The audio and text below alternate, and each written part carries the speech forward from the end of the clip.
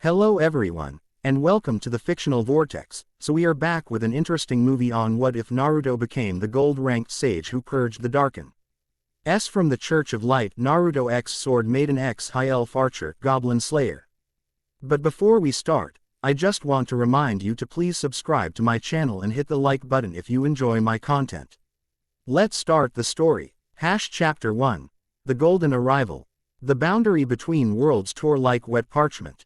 Naruto Uzumaki, hero of the Fourth Shinobi War, Jinchuriki of Kurama, and He child of prophecy, fell through reality itself. His last memory had been Kagaya's dimensional portal collapsing as he and Sasuke delivered their final attack. Now, there was only the sensation of falling through absolute nothingness. Golden energy crackled around his body, natural chakra responding instinctively to his distress. The familiar toad-like features of Sage Mode manifested as he attempted to stabilize himself in the void. Fragments of different realities flashed past, alien landscapes, strange civilizations, and unfamiliar stars. Kurama, Naruto called inwardly, reaching for the familiar presence of the Nine Tails. No answer came. A pinprick of light expanded before him, growing from star-sized to moon-sized in an instant. He plummeted toward it, golden chakra flaring around him like a comet's tail. The light engulfed him, and reality reasserted itself with brutal finality. He crashed through dense forest canopy, instinctively channeling chakra to protect himself. Snapped beneath his impact as he carved a trench through undergrowth and soil. The world spun, disorientation clouding his senses until he finally rolled to a stop against an ancient oak. For several moments, Naruto lay still, cataloging his condition. Nothing broken, though every muscle protested. His chakra network felt strange, simultaneously more responsive and less predictable, as though He energy itself had changed composition. Night had fallen in this unknown world, moonlight filtering through the canopy he damaged in his arrival. The air smelled different from home, sharper, with unfamiliar undertones of herbs and minerals he couldn't name. The forest pulsed with life around him, yet something felt fundamentally wrong with the natural energy he sensed. A woman's scream shattered the silence. Naruto was on his feet instantly, instincts overriding disorientation. The scream had come from beyond the forest's edge, perhaps half a kilometer away. He leapt into the trees, ding from branch to branch with practiced ease. The unfamiliar terrain presented no challenge to a shinobi of his caliber. He reached the forest's edge within seconds, and what he saw froze his blood. A small village burned beneath the moonlight. Crude, stunted humanoid creatures swarmed through the settlement, their green-skinned bodies illuminated by the fires they'd set. Villagers ran in panic, while the creatures pursued with cruel efficiency. Their weapons were primitive but effective: clubs, daggers, and crude bows that found their marks with horrifying regularity. Goblins. The horde is too large. A wounded man in battered armor shouted, trying to organize a defense around the village's central building. Fall back to the hall. Protect the children. Naruto didn't hesitate. These weren't shinobi with complex motivations or misguided ideals that could be redeemed. These creatures existed solely to destroy, their malevolence radiating like a physical taint in the natural energy around them. Shadow Clone Jutsu. His hands formed the familiar cross seal, and 20 perfect duplicates materialized beside him, each crackling with the same golden energy that surrounded the original. The nearest villagers, a family fleeing toward the central hall, stopped in stunned disbelief. The father, clutching a pitchfork with white-knuckled desperation, gaped as Naruto and his clones launched into action.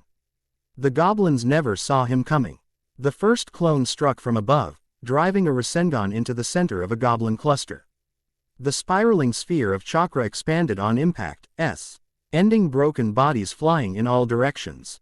Unlike the blue-white energy Naruto was accustomed to, this Rasengan glowed with golden light that seemed to purify the very air it touched. What manner of magic is this? Gasped the armored man as 3 more clones decimated an entire goblin raiding party in seconds. Naruto landed before the beleaguered defenders, his back to them as he faced the oncoming horde. Get your people to safety, he commanded, his voice carrying natural authority. I'll handle this. But there are hundreds, the man began. I know. Naruto's eyes shifted, horizon.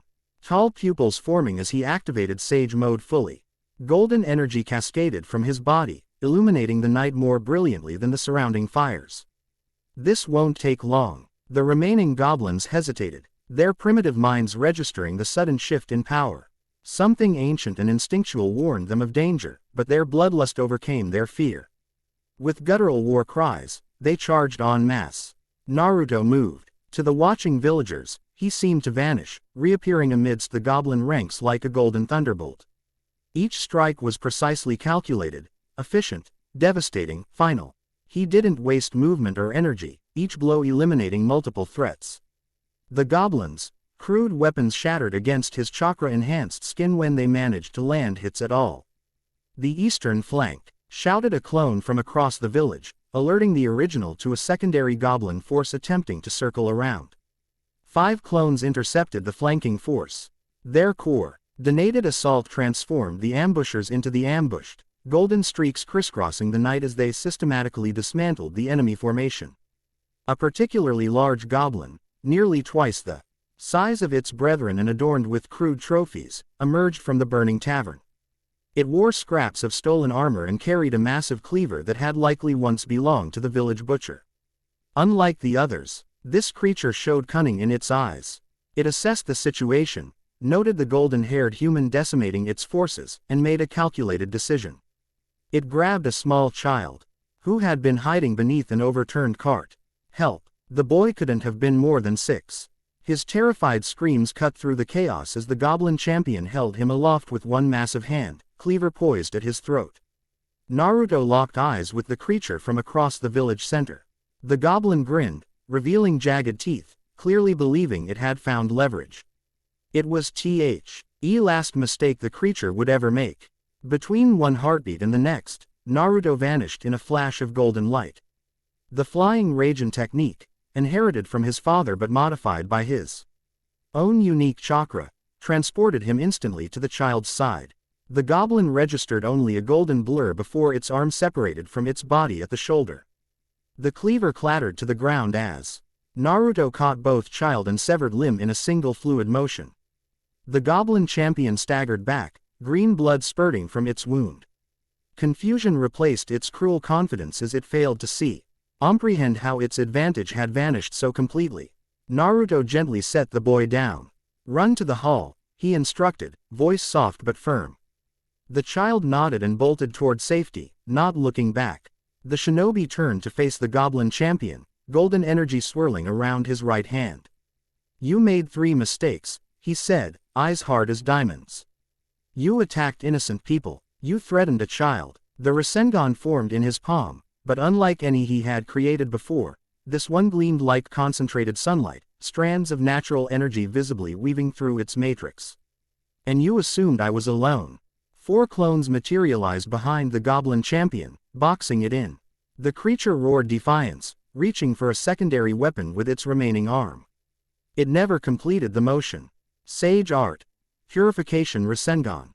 The technique connected with the goblin's chest and expanded explosively. Golden light enveloped the creature entirely, its body disintegrating not into blood and gore but into particles of purified energy that dissipated into the night air. The shockwave rolled outward, washing over the remaining goblin forces without harming the village structures or people. Where the energy touched goblins, they screamed, not in physical pain, but in existential terror. The golden light seemed to burn away something fundamental to their nature. Those not immediately destroyed fled in panic, their natural malevolence temporarily suppressed by overwhelming fear. Within 15 minutes of Naruto's arrival, the battle had ended. No goblin remained within the village boundaries. His clones patrolled the perimeter, ensuring no stragglers threatened the survivors. The villagers emerged from their shelters slowly, disbelief etched into their exhausted faces. He stared at the golden-haired stranger standing calmly amidst the devastation, his energy now subdued to a gentle aura. The armored man approached cautiously. Blood stained his left side where a goblin arrow had found a gap in his protection, but he stood straight despite the pain. "I am Barwin, captain of Riverbend's militia." He pressed a fist to his chest in formal salute. "You have saved us all, stranger." "What do they call you?" "Golden Warrior." Naruto dismissed his remaining clones with a thought, their purpose fulfilled. Naruto Uzumaki, he answered simply. I'm not from around here. That much is clear, Barwin said with a tired laugh. No magic user in these lands has ever commanded such power. Are you perhaps from the Eastern Kingdoms? Or beyond the Shimmering Sea? Before Naruto could respond, the crowd parted to allow an elderly woman through. Her simple clothes marked her as a villager, but the deference shown by others suggested importance. Elder Moira, Barwin acknowledged, inclining his head. The old woman's eyes were sharp despite her years. She studied Naruto with unnerving intensity, paying special attention to the whisker-like marks on his cheeks and the distinctive horizontal pupils of his still active sage mode. No Eastern mage or Western wizard, she declared finally. This one bears the mark of the ancients. She gestured toward the sky. When you fell, Golden One, you left a trail across the heavens. The stars themselves heralded your arrival. Naruto shifted uncomfortably. This wasn't the first time he'd been the subject of prophecy talk, and it rarely led anywhere simple. I just did what anyone would do, he deflected, allowing his sage mode to fade. His eyes returned to their normal blue, though the subtle golden aura persisted around him. Elder Moira smiled, revealing surprisingly intact teeth. A hero's answer, humbled despite power that could level mountains. She turned to address the gathered villagers. Tonight, we have witnessed a miracle. The golden sage of legend has returned in our hour of greatest need. Murmurs rippled through the crowd. Naruto caught fragments. Golden sage, ancient texts, purificatio, and magic, that suggested his arrival connected to some local mythology. I'm not sure I'm who you think I am, Naruto began, but Moira waved away his objection. The nature of legends is that they are reborn when needed most. Whether you know it yet or not, you are the golden sage reincarnated. Only such a one could command the purification magic that turns darkness to light. She gestured to where the goblin champion had stood. Not even ash remained of the creature, only a circle of purified earth that seemed to glow subtly in the moonlight. Barwin stepped forward, wincing at his wound. Estions of legend can wait until morning. Our wounded need attention, and we must secure the village against any return of the horde. He looked to Naruto. If you would lend us your strength for one night more, we would be grateful. Of course, Naruto agreed readily. I can help with the wounded too. I know some medical techniques. As the impromptu meeting disbanded, villagers returning to salvage what they could from the attack. Naruto created 10 fresh clones. He assigned them to patrol, construction, and medical assistance based on the skills he'd learned during the war and reconstruction. The next hours passed in organized chaos. Naruto moved from task to task, his clones multiplying the effectiveness of relief efforts. The villagers watched in awe as identical copies of the Den Stranger lifted fallen beams that would require 10 men, healed wounds that should have been fatal, and constructed makeshift shelters from debris with architectural precision. Elder Moira found him near dawn. As he sat alone on a rooftop surveying the recovering village, his clones continued working below, allowing the original to rest and gather natural energy. The process felt different in this world, the energy more responsive but somehow wilder, less predictable than in his own. You don't believe me, she said without preamble, settling beside him with surprising agility for her age. Naruto smiled faintly. I've been called many things. Child of prophecy, hero of the hidden leaf, Jinchuriki, adding, golden sage, to the list doesn't change who I am. Interesting words you use, Moira observed. They are unknown to me, yet I sense their weight to you. She gazed out at the village. Legends speak of the golden sage as one who walks between worlds, carrying light where darkness has taken root. The ancient texts describe golden energy that purifies corruption and heals wounds both physical and spiritual. She turned to face him fully. 3 days ago, the Church of Light sent investigators to our village. They claimed to seek evidence of heresy, but their eyes. She shuddered. Something was wrong with them. They looked at our children with hunger that had nothing to do with flesh. Naruto's expression darkened. The goblins attacked after they left. The very next night, in numbers never before seen in these lands. As though summoned, Moira's gnarled hands twisted in her lap. The church once protected these lands. Their Templars would respond to goblin threats within days of being summoned. But recently, she trailed off, eyes distant. Changes have come, subtle at first, then less so. New doctrines, stricter tithing, inquisitors replacing peacekeepers. And you think I'm connected to this somehow? Moira smiled enigmatically. The stars aligned when you fell. The constellation of the sage completed its millennial cycle as golden light streaked across the sky. Coincidence? Perhaps, but an old woman like me has seen enough to doubt such things. Before Naruto could respond, a commotion arose at the village's northern entrance. A procession of mounted figures approached, armor gleaming in the early morning light. White tabards emblazoned. D with a golden sun identified them immediately. The church, Moira whispered, tension evident in her posture. Naruto stood, scanning the newcomers with senses enhanced by the natural energy he'd been gathering. 8 mounted knights led the procession, their armor more ceremonial than practical.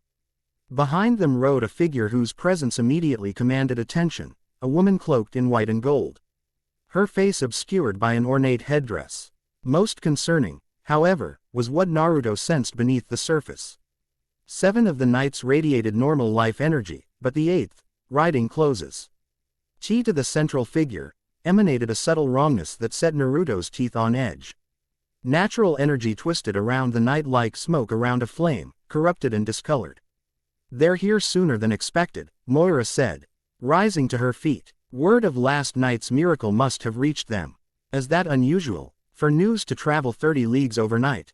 Very. Moira's expression grew troubled. Be wary, golden sage. Not all who wear the sun emblem truly serve the light. The procession halted at the village square, where Barwin and other survivors had gathered. Naruto jumped from the rooftop, landing silently beside the militia captain. His sudden appearance startled several villagers, but Barwin merely nodded in acknowledgement. Captain Barwin, called the lead knight, Hi's voice carrying the practiced authority of nobility. We received reports of a goblin incursion. I see we arrived too late to render assistance. Divine Providence sent us aid in another form, Sir Kendrick, Barwin replied carefully. The village stands because of it. Sir Kendrick's gaze shifted to Naruto, taking in his unusual clothing and the subtle golden aura that still clung to him. Indeed. And who might this providential aid be? Before anyone could answer, the cloaked central figure moved her mount forward. When she spoke, her voice carried unexpected gentleness. One whose aura I have not felt in many years. She dismounted with fluid grace, her movements suggesting combat training despite her ceremonial dress. She approached Naruto directly, stopping at a respectful distance. You command natural energy with remarkable proficiency, stranger. Naruto studied her carefully. Unlike the corrupted knight, this woman's energy flowed clear and strong, though he sensed old wounds in her spiritual network. Scars that had never properly healed. Sword Maiden, Elder Moira greeted, bowing deeply. We are honored by your presence. The woman inclined her head in acknowledgement but kept her attention on Naruto. Though her eyes remained hidden behind her headdress, he felt the intensity of her scrutiny. Naruto Uzumaki, he introduced himself, offering a slight bow. I was just helping out where I could. Reports claim you single-handedly defeated a goblin horde that numbered in the hundreds, said the corrupted knight, his voice carrying an undertone that raised Naruto's hackles. A remarkable feat for a lone adventurer. Naruto shrugged. I had shadow clones. It wasn't really single-handed. A moment of silence followed this casual dismissal of what was CL. Early considered an impossible achievement. Sir Kendrick cleared his throat. Shadow clones. A duplication spell. His tone suggested skepticism. Even the most accomplished mages can create only pale imitations with no substance. Perhaps we should continue this discussion after attending to more pressing matters, interrupted Sword Maiden. Survivors need healing, and there may yet be goblins in the surrounding forests. Her practical suggestion broke the tension. The church party dismounted, knights dispersing to assist with recovery efforts while maintaining watchful eyes on the golden-haired stranger. Sword Maiden approached a group of injured villagers gathered near the damaged well. She knelt beside a young woman with a badly broken leg, removing her gloves to reveal pale, delicate hands marked with thin scars. Golden light, similar to Naruto's but softer, more diffuse, emanated from her palms as she placed them over the injury. Naruto watched with interest. The technique resembled medical ninjutsu, though the energy pattern differed significantly. Where Sakura's healing chakra had been precisely controlled and directed, Sword Maiden's power flowed more like water, seeking out damage naturally. "You're a healer," he observed, approaching after she'd finished with the first patient. She turned toward his voice. "Among other things, once, I was a gold-ranked adventurer before taking vows with the church." Gold-ranked. Naruto remembered Barwin's earlier comment about Eastern mages. "I'm not familiar with the ranking system here." Something in his phrasing caught her attention. "Here, you say, as though you come from elsewhere." She tilted her head slightly.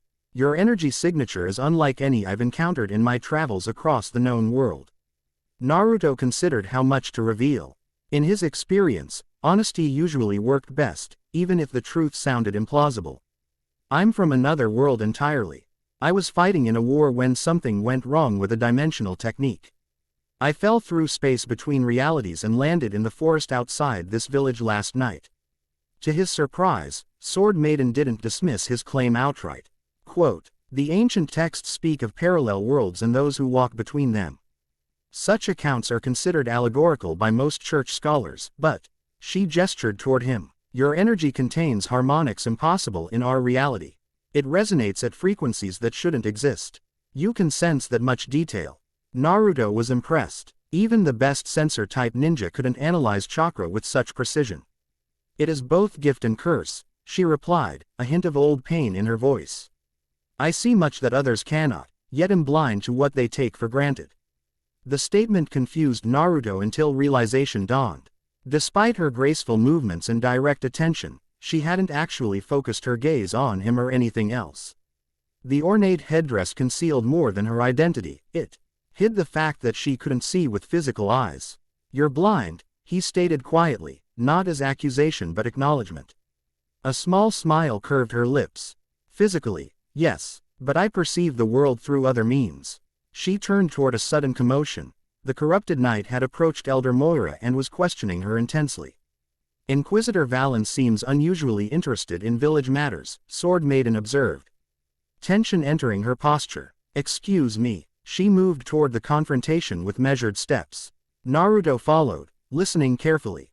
"Rumors of unorthodox worship," Inquisitor Valen was saying. "Ceremonies conducted without church sanction. Prayers to entities not recognized by the light." Elder Moira stood her ground despite the armored man looming over her. "We maintain the old traditions alongside church doctrine, as is permitted under the Concordat of Eastmark. Nothing heretical occurs in Riverbend. The Concordat applies only to recognized ancestral practices," Valen countered. "Not improvised rituals based on personal interpretation. The attack last night may well have been divine punishment for." "That's enough, Inquisitor." Sword Maiden's voice cut through his accusation like a blade. "These people have suffered tragedy, not punishment. The church comes to offer comfort and aid, not condemnation." Valen turned, and Naruto UGHT a glimpse of something dark flickering in the man's eyes before being quickly suppressed. "Of course, Your Grace. I merely seek to understand how such an unprecedented goblin attack might have occurred." "A fair question," Naruto interjected, stepping forward. "Especially since Elder Moira mentioned church investigators visited just before the attack." Strange coincidence. The atmosphere chilled instantly. Sword Maiden's posture shifted subtly, a fighter recognizing potential conflict. The other knights paused in their activities, hands drifting toward weapons. Valen's face revealed nothing, but the corruption in his energy flared briefly. "What exactly are you implying, outsider?" Naruto maintained a relaxed stance despite the escalating tension. "Just noting the timing. I'm new here, still learning how things work. Perhaps we should continue this discussion privately," suggested Sword Maiden, her tone leaving no room for argument. "Sir Kendrick, please oversee the aid distribution." Inquisitor Valen, Master Uzumaki, attend me in the village hall. The building had survived the attack with minimal damage. Inside, a large table that normally served for community meeting. GS now stood empty except for maps and governance documents hastily secured during the Goblin raid.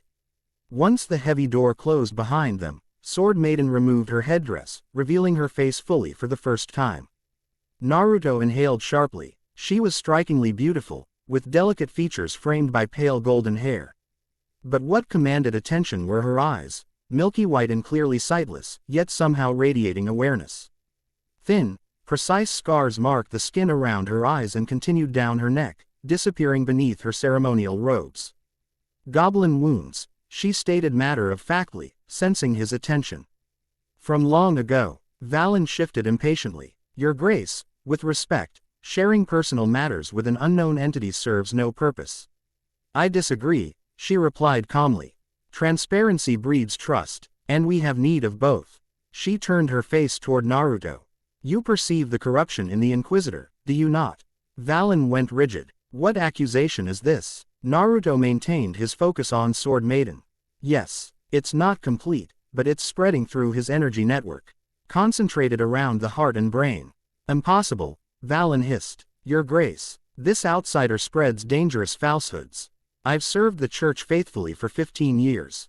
And in recent months, you've changed, she countered. Subtle shifts in behavior, harsher judgments, recommendations for punishments previously unthinkable. I've observed, Valen, and waited for understanding. Her blind eyes seemed to look through him.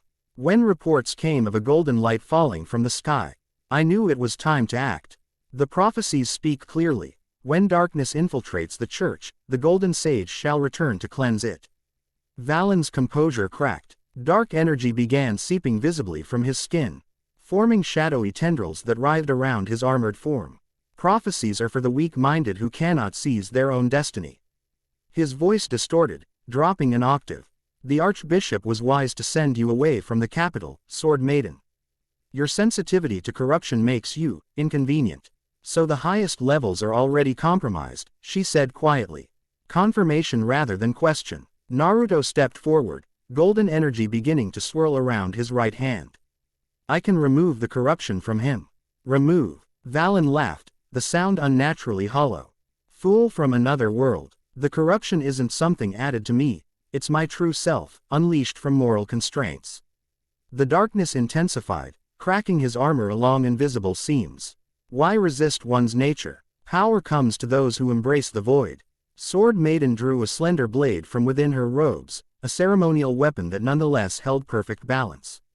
The church has been compromised for longer than I feared. Naruto, your arrival is indeed providence. The corrupted Inquisitor attacked with inhuman speed, darkness extending from his fingers like claws. Naruto sidestepped effortlessly, years of combat experience guiding his movements. Valen's attack hit the solid wood table instead, dissolving it into rotting splinters on contact. Corrosive energy, Naruto analyzed aloud. Similar to negative chakra but more focused.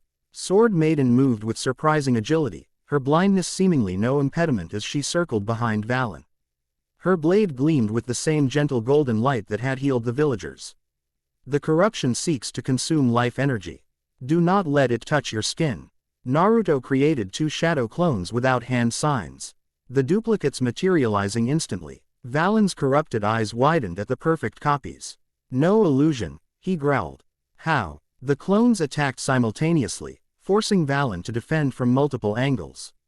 Despite his corruption-enhanced speed, he couldn't track all 3 Narutos at once. The original hung back, gathering natural energy while analyzing the corruption's pattern. Sword Maiden, he called. Can you contain him for 5 seconds? I need to complete a technique. She nodded sharply, sheathing her blade and pulling a scroll from within her robes. Ancient symbols covered the parchment, glowing softly as she unrolled it with practiced movements. Binding art. Chains of divine light. Golden chains erupted from the scroll, wrapping around Valen with blinding speed. The corrupted Inquisitor screamed as the purifying energy made contact with his darkness, creating hissing steam where they touched. Naruto formed a Rasengan, but unlike the combat version he'd used against the goblins. This one spun slower, its matrix more complex. Golden energy spiraled in multiple overlapping patterns, forming a 3-dimensional seal within the sphere. Sage Art. Corruption Extraction Seal. He slammed the specialized Rasengan into Valen's chest. Instead of exploding outward, the energy spiraled inward, creating a vortex effect. Dark energy ripped from the Inquisitor's body, drawn inexorably into the seal. Valen's screams shifted from rage to pain to confusion as the corruption was systematically pulled from his system. The process lasted 30 seconds. Sword Maiden's chains holding the thrashing man until finally, the last tendril of darkness disappeared into Naruto's seal. The golden sphere compressed to the size of a marble, then vanished with a soft chime. Valen collapsed, his armor cracked and smoking but his body itself unharmed. His breathing came in ragged gasps as he stared at his trembling hands. What happened to me? He whispered, confusion and horror dawning in eyes now cleared of darkness. Sword Maiden knelt beside him, placing a gentle hand on his shoulder. You were taken by the corruption, old friend. But you have been cleansed. The Inquisitor looked up at Naruto with bewildered gratitude. I remember everything, but as though watching someone else perform terrible acts through my eyes. I authorized the Goblin attack on this village. He shuddered. There are others, many others, in positions throughout the church hierarchy. How far has it spread? Sword Maiden asked urgently. The Archbishop himself shows signs, though subtle. Cardinal Luminous controls the Inquisition completely now. The Temple Knights answer to him instead of their traditional commanders. Valen struggled to organize his thoughts. There's a pattern to the corruption. It targets those with spiritual power first, then spreads outward. Naruto helped the man to a nearby bench. How did it start? Was there a particular event or person who introduced it? Valen frowned in concentration. Artifacts were recovered from ancient ruins beyond the northern reach. Relics predating the church itself. The Archbishop ordered them brought to the cathedral's inner sanctum for study. His eyes widened with sudden realization. That was 8 months ago, when the changes began. Sword Maiden absorbed this information silently, her expression grave. Finally, she turned toward Naruto. What you've demonstrated today is beyond any purification magic in church records. The corruption has resisted all conventional cleansing techniques. It's not magic. Exactly, Naruto explained. In my world, we call it chakra, a combination of physical and spiritual energy. The sage mode I use harmonizes with natural energy to enhance techniques. He gestured to where the extracted corruption had been. That wasn't destruction, it was transformation. Converting negative energy back to neutral state. Precisely what the legends describe, she murmured. The golden sage doesn't destroy darkness but transmutes it, restoring natural balance. Her blind eyes seemed to look through him. Will you help us, Naruto Uzumaki? The Urch of Light once stood as protection against forces that would consume humanity. If it has become the very thing it opposed, countless innocent lives are at risk. Naruto didn't hesitate. Throughout his life, from academy student to war hero, one principle had guided him, protecting those who couldn't protect themselves. Different world, same fundamental choice. I will, he promised. But I'll need to understand this world better. Your ranking systems, geography, politics. And I'll need somewhere to establish as a base while I train to adapt my techniques to the energy here. Sword Maiden smiled, genuine relief softening her features. The church maintains a waystation half a day's ride from here. It's small and seldom used, perfect for discretion. I can guide you there and provide the knowledge you seek. Valen struggled to his feet, determination replacing his earlier confusion. I should return to the cathedral, maintain my position while gathering intelligence on the corruption's extent. Too dangerous, Sword Maiden countered immediately. Those fully corrupted might sense your purification. You'd be discovered before learning anything useful. Then what would you have me do? Frustration edged his voice. I must atone for actions taken while under influence. Naruto considered the man thoughtfully. You know church operations, protocols, and personnel better than anyone available to us.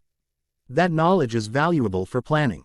Instead of infiltrating, help us prepare a systematic approach. The former Inquisitor nodded slowly. Logical. The corruption makes individuals overconfident, arrogant. They won't expect organized resistance. Their planning continued through the morning, interrupted occasionally as knights reported on village recovery efforts. Sword Maiden maintained her official role, issuing orders that balanced genuine aid with the need to maintain appearances for any potentially corrupted observers. By midday, arrangements were complete. The church party would continue its official circuit of regional villages, with Sword Maiden quietly detaching once they reached the waystation. Valen would remain with the main group, maintaining his inquisitorial persona while sending coded messages about church movements. Naruto would accompany them as a newly registered adventurer under church evaluation, a cover that explained both his presence and his unusual abilities. This required formal documentation, which Sword Maiden provided from her official travel kit.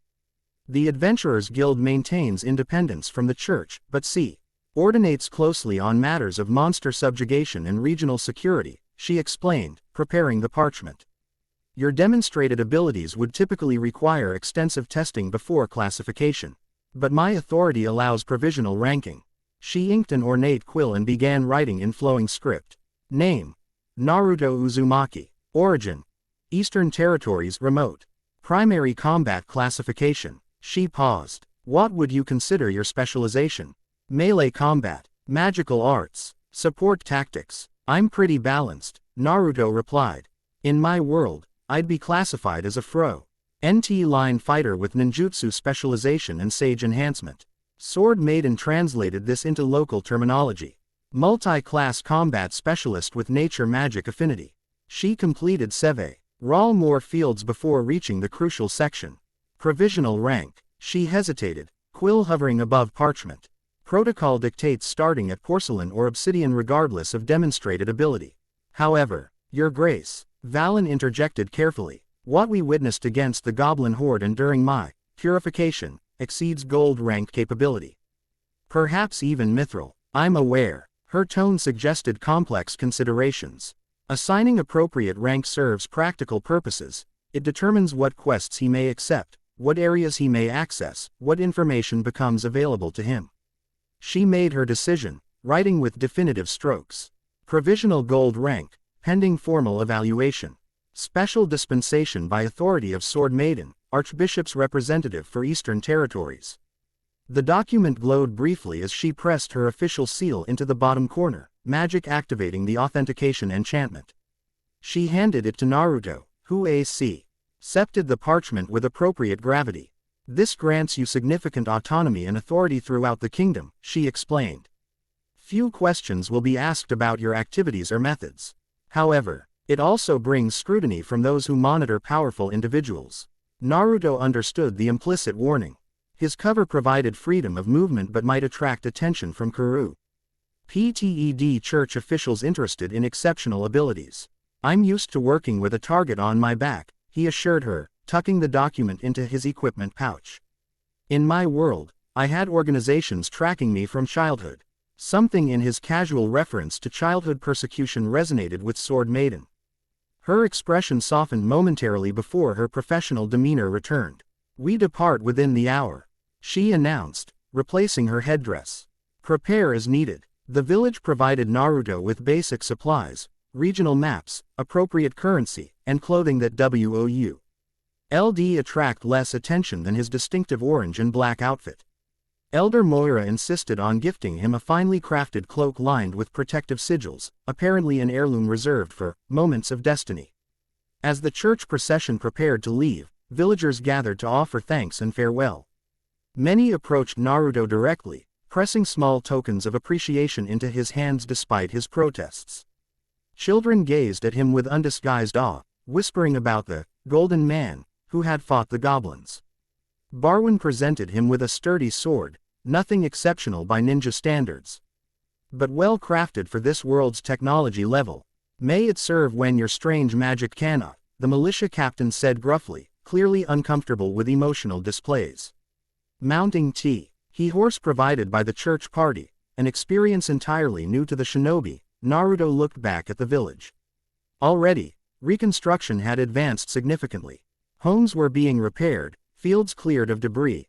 Community bonds strengthened through shared purpose. It reminded him powerfully of Konoha after Pain's attack, and later during war recovery. Different world, same human resilience. They'll remember this day for generations, Sword Maiden commented, guiding her mount alongside his. When the golden sage fell from the stars to save them from darkness. Naruto adjusted awkwardly in his saddle, still acclimating to horseback travel. I'm still not convinced I'm this legendary figure you all keep mentioning. She smiled faintly. Legends aren't born knowing their purpose, Naruto. They discover it through action and choice. Her blind eyes seemed to see beyond physical limitations. Whether you believe yourself the Golden Sage or not matters less than what you do with the power you possess. The procession moved out, leaving Riverbend behind as they followed the eastern road. Naruto found himself riding near the front, positioned between Sword Maiden and Sir Kendrick. The formation placed him prominently, both honoring his provisional rank and keeping him under observation. As they crested a hill overlooking the region, Naruto caught his first proper view of this world's landscape.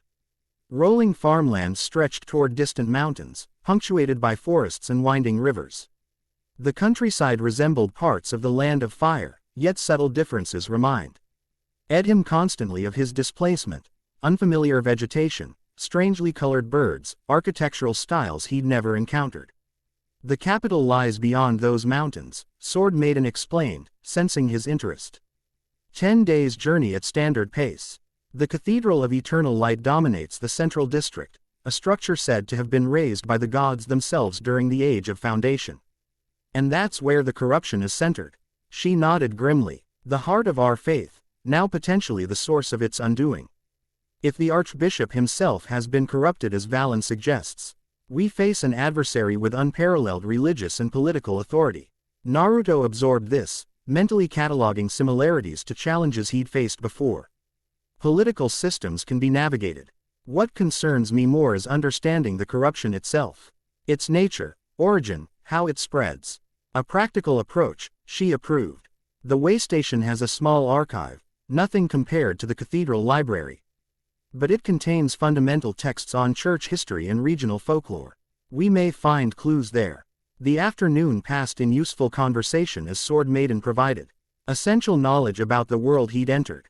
The kingdom of Luminvar, where they traveled, had existed for 8 centuries under church guidance.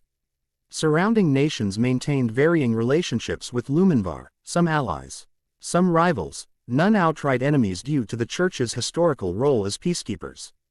The Church of Light wasn't always a formal political entity, she explained. Quote, it began as a loose association of holy men and women with unusual abilities, healing, monster repulsion, purification of blighted lands. Over generations, these individuals standardized their practice and formed an organized religion centered around the concept of inner light, the divine spark within all sentient beings. Sounds similar to chakra theory, Naruto noted. We believe all living TNGs contain energy networks that can be developed through training. Indeed, the parallels are striking. Our traditions teach that proper cultivation of inner light grants enlightenment and power. Her expression grew troubled, but corruption inverts this process. It feeds on inner light, twisting it toward destructive purposes while making the host feel more powerful. The conversation paused as they approached a stream crossing. While the knights secured the area and tested water depth, Naruto sensed something watching from the dense forest flanking the road. His enhanced awareness detected multiple presences, not human, not animal, but something between. We're being observed, he murmured to Sword Maiden. Northeast treeline, approximately 20 entities with concealment abilities. She showed no surprise at his detection range. Likely forest goblins, smaller than their mountain kin but more cunning. They rarely attack armed groups this size during daylight, unless something drives them to unnatural boldness. Naruto countered, remembering the previous night's unprecedented attack. Understanding passed between them instantly. Without need for further discussion, Naruto created 3 shadow clones with minimal hand movement, concealing the technique from the knights ahead. The duplicates slipped into the forest without disturbing vegetation, their movements silent even to enhanced senses. 5 minutes passed as the church party began crossing the shallow stream. Naruto maintained casual conversation with Sword Maiden while extending his awareness to track his clone's progress. They had encircled the Goblin observation party and waited for his signal. When the last pack horse entered the water, Naruto made his decision. A pulse of chakra activated his clones simultaneously. From the forest came startled shrieking as the clones launched their coordinated attack. Unlike the village bottle's lethal approach, these clones employed capture techniques, shadow possession bindings modified from Shikamaru's clan jutsu, adapted to Naruto's unique energy signature. Within seconds, the forest fell silent again. One clone dispelled itself, transferring memories to the original. Naruto processed the information instantly. 18 forest goblins, he reported quietly. Equipped with poisoned weapons and carrying church identification tokens. They've been racking the party since you left the cathedral, reporting movements through messenger birds. Sword Maiden's expression hardened. This confirms our fears. The corruption is using Goblin tribes as extended intelligence networks. Naruto nodded. My clones found written orders, in human script, directing special attention to your movements and associations. They were specifically instructed to identify anyone exhibiting golden magic, and prioritize that information. Then your arrival is already known, she concluded. We must accelerate our plans. The remaining clones maintained their positions, holding the captured goblins in stasis fields while the church party completed the crossing. Naruto debated revealing the situation to Sir Kendrick but decided against it, until they confirmed which knights remained uncorrupted. Operational security demanded discretion. My clones will release them once we're beyond tracking range, he told Sword Maiden. With modified memories suggesting, they lost track of us at the stream crossing. She raised an eyebrow, impressed. You can alter memories. Basic perception manipulation. It won't hold against serious interrogation, but should delay pursuit. The journey continued without further incident until sunset approached. The party made camp in a protected clearing recommended by the Knight's standard procedures. Watches were assigned, supplies distributed, and modest tents erected for Sword Maiden and the ranking officers. Naruto declined a tent, preferring to sleep beneath open sky where his environmental awareness remained unimpeded. As campfires burned low and most knights retired, he found himself seated beside the main fire, opposite Sword Maiden. The dancing flames illuminated her features beneath the now removed headdress, casting her scars in stark relief. You should rest, she suggested quietly. Even with your remarkable stamina, dimensional travel must exact a toll. Naruto smiled faintly. I've learned to function on minimal sleep. During the war, 3 days without rest was standard. You mentioned this war before. Against whom did you fight? It's complicated. Naruto poked the fire absently. It began as conflict between hidden villages, our version of nations. Then we discovered an ancient threat manipulating events from behind the scenes. Eventually, all shinobi united against a common enemy, who sought to trap the entire world in an eternal illusion. Not unlike our current situation, she observed.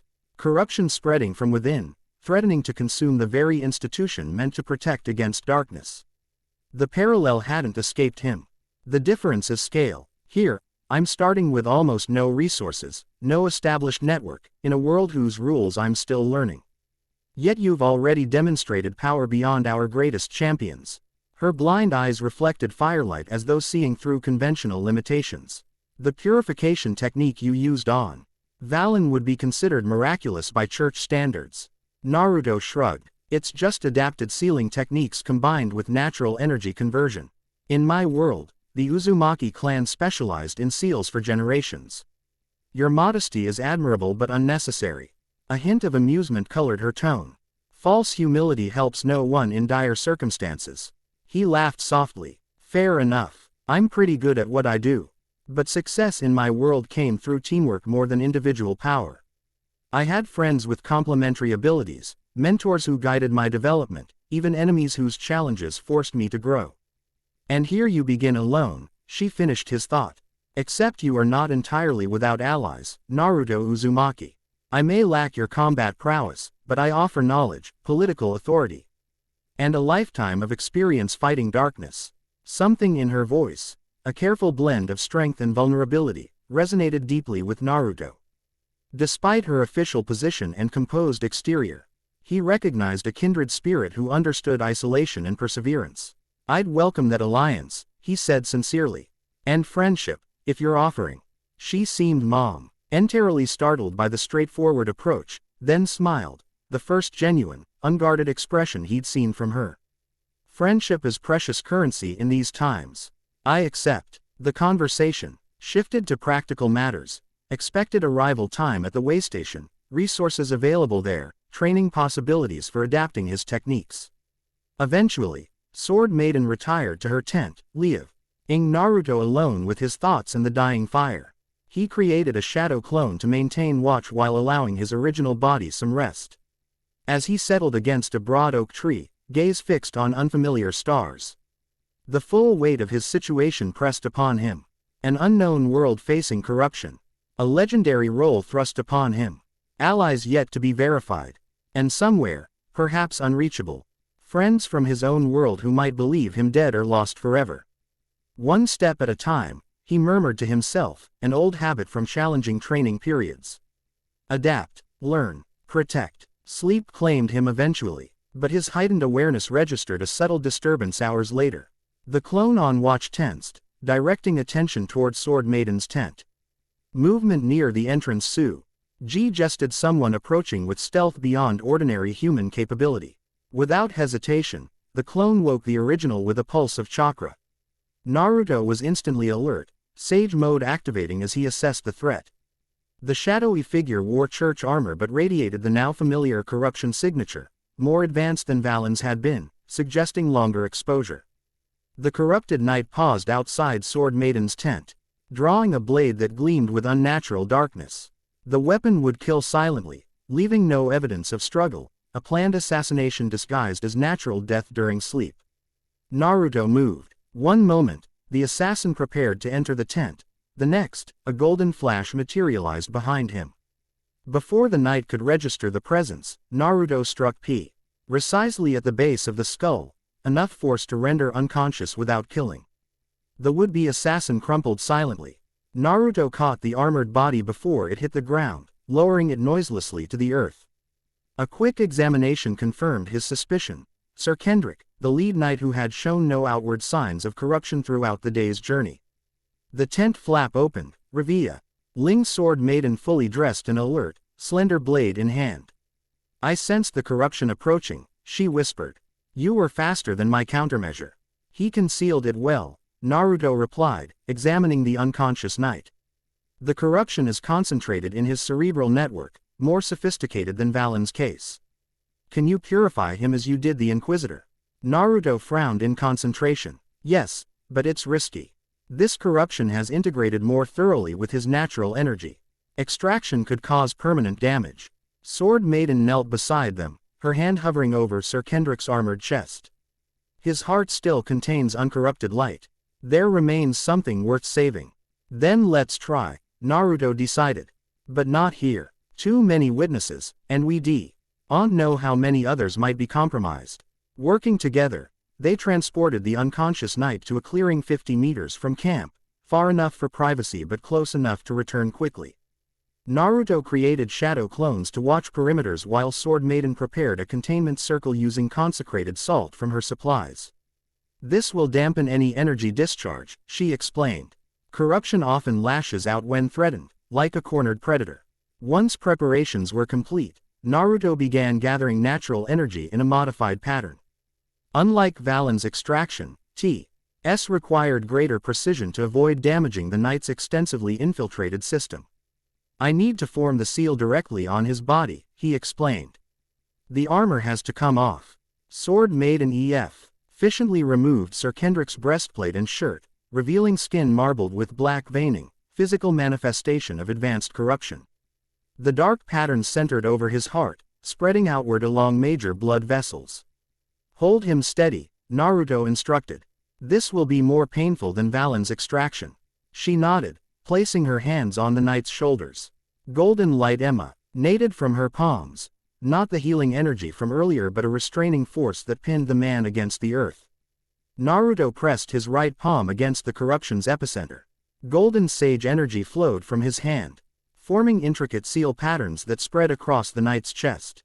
Where Valen's extraction had used a single Rasengan as focal point, this technique created a network of smaller energy nodes interconnected by flowing channels. Sage Art. Corruption Network Dissolution. The seals activated simultaneously, each node pulsing with golden light that traveled along the channels.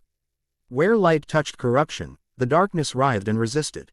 Sir Kendrick's body arched despite Sword Maiden's restraint, silent screams contorting his features as consciousness returned amidst excruciating purification. Sweat beaded on Naruto's forehead as he maintained precise chakra control. Unlike the brute force approach viable for less integrated corruption, this required surgical precision, separating darkness from the knight's natural energy without damaging the underlying spiritual network. "Something's wrong," he gritted out after 30 seconds of progressive extraction. "The corruption is adapting, shifting pathways to avoid the seal matrix." Sword Maiden's blind eyes narrowed in concentration. "It's intelligent. more so than what infected Valen. This corruption has awareness. The darkness within Sir Kendrick coalesced, abandoning peripheral infiltration to fortify its hold on critical points, brain, heart, and solar plexus. Black veins bulge beneath. Skin is corruption concentrated its essence against the purification attempt. I can't extract it conventionally, Naruto realized. It's entrenched too deeply in his core systems. For a moment, frustration threatened to overwhelm him. Then, inspiration struck, not from his shinobi training but from his unique history as a Jinchuriki. He understood symbiotic energy relationships better than perhaps anyone alive. I need to change approach, he told Sword Maiden. Instead of extraction, I'll attempt transmutation. Her expression showed recognition of the fundamental shift in strategy. Converting darkness rather than removing it. Risky but theoretically sound. Naruto reconfigured his seal array, golden energy reorganizing into new patterns focused on transformation rather than separation. He placed his left palm over Sir Kendrick's forehead while maintaining right palm contact with the heart-centered corruption. Sage art. Sympathetic energy conversion. Golden light pulsed between his palms, creating a circuit through the knight's body. Instead of fighting the corruption directly, this technique introduced resonant frequencies that gradually shifted the darkness's fundamental vibration. Like tuning an instrument to a new key, Naruto carefully adjusted the corruption's energy signature to harmonize with natural energy rather than oppose it. Sir Kendrick convulsed once, violently, then went completely still. For several terrifying seconds, Naruto feared he'd miscalculated, potentially killing the man. Then, the knight's chest rose in a deep, shuddering breath. The black veins beneath his skin faded gradually, replaced by a network of faint golden lines that pulsed once before disappearing entirely. The knight's eyes opened, clear and focused instead of clouded by corruption's influence. What? His voice emerged hoarse and confused. Lady Sword Maiden, what happened? Rest easy, Sir Kendrick, she soothed. You were influenced by darkness but have been restored. Recognition dawned in the knight's expression as he noticed Naruto. You, the gold-ranked adventurer. Did you? Was I? You were corrupted, Naruto confirmed gently. It had control of your actions. Tonight, it attempted to assassinate Sword Maiden using your body. Horror spread across the knight's features. I remember entering her tent with my sword drawn, but it felt, right, necessary. How long? Several months, by my estimate, Sword Maiden answered. The corruption advances gradually, making detection difficult. Sir Kendrick struggled to sit up, Naruto supporting his shoulders. Others in our party are similarly affected. Sir Morden and Sir Thalen at minimum. The corruption spreads through proximity over time. It whispers strategies, coordinates actions. This new information alarmed Naruto. It communicates between hosts, shares intelligence. Not explicitly, the knight clarified, still organizing fragmented memories. More like instinctive coordination. Corrupted individuals naturally support each other's goals without needing direct orders. Sword Maiden absorbed this revelation grimly. A hive mind component. This complicates matters significantly. There's more, Sir Kendrick continued urgently. The Archbishop has scheduled a grand purification ceremony in 20 days. All temple maidens, paladins, and high-ranking clergy will participate. Something about final ascension and transcending physical limitations. A mass corruption event, Sword Maiden translated, face paling. If all spiritually sensitive church leaders are corrupted simultaneously, the entire kingdom would follow within months, Naruto finished. We need to accelerate our timeline. He turned to Sir Kendrick. Can you maintain your cover? Pretend the assassination attempt never happened. The knight straightened, professionalism reasserting itself. I am oath sworn to the true church, not its corrupted shell. If deception serves the greater purification, I will play whatever role required. Good. Naruto helped him don his armor, erasing evidence of their nighttime activities. Return to camp separately. We'll proceed to the waystation tomorrow as planned, but prepare for earlier action than anticipated. As Sir Kendrick departed, Sword Maiden turned toward Naruto. The transmutation approach you used, it's fundamentally different from church purification techniques. You didn't destroy the darkness but converted it. Fighting darkness with light creates opposition, resistance, Naruto explained, drawing on lessons learned during his confrontation with Kurama years earlier. Transformation works with the energy rather than against it, guiding it toward harmony rather than forcing compliance. Philosophy made manifest through technique, she observed. Fascinating approach. After a thoughtful pause, she added, this confirms another aspect of the Golden Sage prophecies, not through destruction but through transformation shall darkness yield to dawn. Naruto smiled wryly. You really believe I'm this legendary figure? Whether you believe it matters less than what evidence demonstrates. Her expression softened. But yes, Naruto Uzumaki from another world, I believe you are the Golden Sage reborn in our time of need. And after tonight, I believe we have even less time than feared to prevent catastrophe. Together, they returned to camp, outwardly maintaining normalcy while inwardly preparing for challenges ahead. Dawn would bring them closer to the waystation, their planned base of operations. Chi now seemed merely the first waypoint in an accelerated journey toward confrontation. As eastern light crept over the horizon, Naruto gazed toward distant mountains that hid the capital and its corrupted cathedral. 20 days until potential disaster. A world he barely understood. Enemies whose capabilities remained largely unknown. Yet alongside these concerns burned determination, the same inextinguishable will that had defined him through every trial in his own world. Different battlefield, same fundamental choice. He would protect these people, purify their corruption, and perhaps find his own path home in the process. The Golden Sage's journey had truly begun. Chapter 1 and Chapter 2, Shadows in Sacred Halls. Emerald leaves whispered secrets overhead, their hushed conversations read by mountain winds down into the valley below. Dappled sunlight painted the forest floor in shifting patterns, nature's own hieroglyphics that told stories of seasons past and those yet to come. Rough this ancient woodland rode the church procession, their white and gold standards incongruous against the primal green backdrop. Naruto Uzumaki rode in silence, senses extended far beyond ordinary perception. 3 days had passed since the night of Sir Kendrick's purification.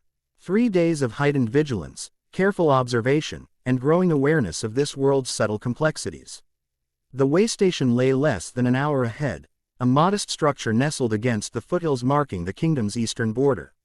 You've adapted remarkably well to horseback travel, observed Sword Maiden, guiding her mount alongside his. Most novice riders require weeks to develop such balance. Naruto offered a small smile. Chakra control helps. I'm basically sticking myself to the saddle, using the same technique I'd use to walk up walls. Her expression flickered with amusement. A creative application. Your world's abilities seem infinitely adaptable. Necessity breeds innovation, he replied, eyes scanning the forest canopy where his shadow clone scouts moved silently above. Shinobi training emphasizes using familiar techniques in unfamiliar ways. This conversation, like many others during their journey, served dual purpose, exchanging genuine information while maintaining appropriate appearances for potentially corrupted observers. Sir Kendrick had identified 2 knights definitely affected by corruption, though both maintained flawless covers that would have escaped notice without insider knowledge. The waystation appeared as they rounded a bend in the forest roa.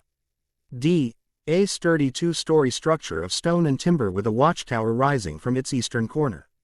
Unlike elaborate church architecture in larger settlements, this building emphasized function over form. Its weathered walls testifying to decades of service. Impressive defensive positioning, Naruto noted, assessing the structure with tactical precision. The waystation commanded clear sightlines in all directions, with the mountain at its back preventing approach from behind. A small stream provided water while simultaneously creating a natural barrier along one flank. These outposts were originally constructed during the Goblin Wars, centuries before evolving into church administrative centers, explained Sword Maiden. This particular station hasn't seen regular use since Border Express. Anshan's 50 years ago rendered its strategic position redundant. Sir Kendrick signaled the party to halt at the waystation's outer gate. Standard inspection protocols, he announced, maintaining his role flawlessly.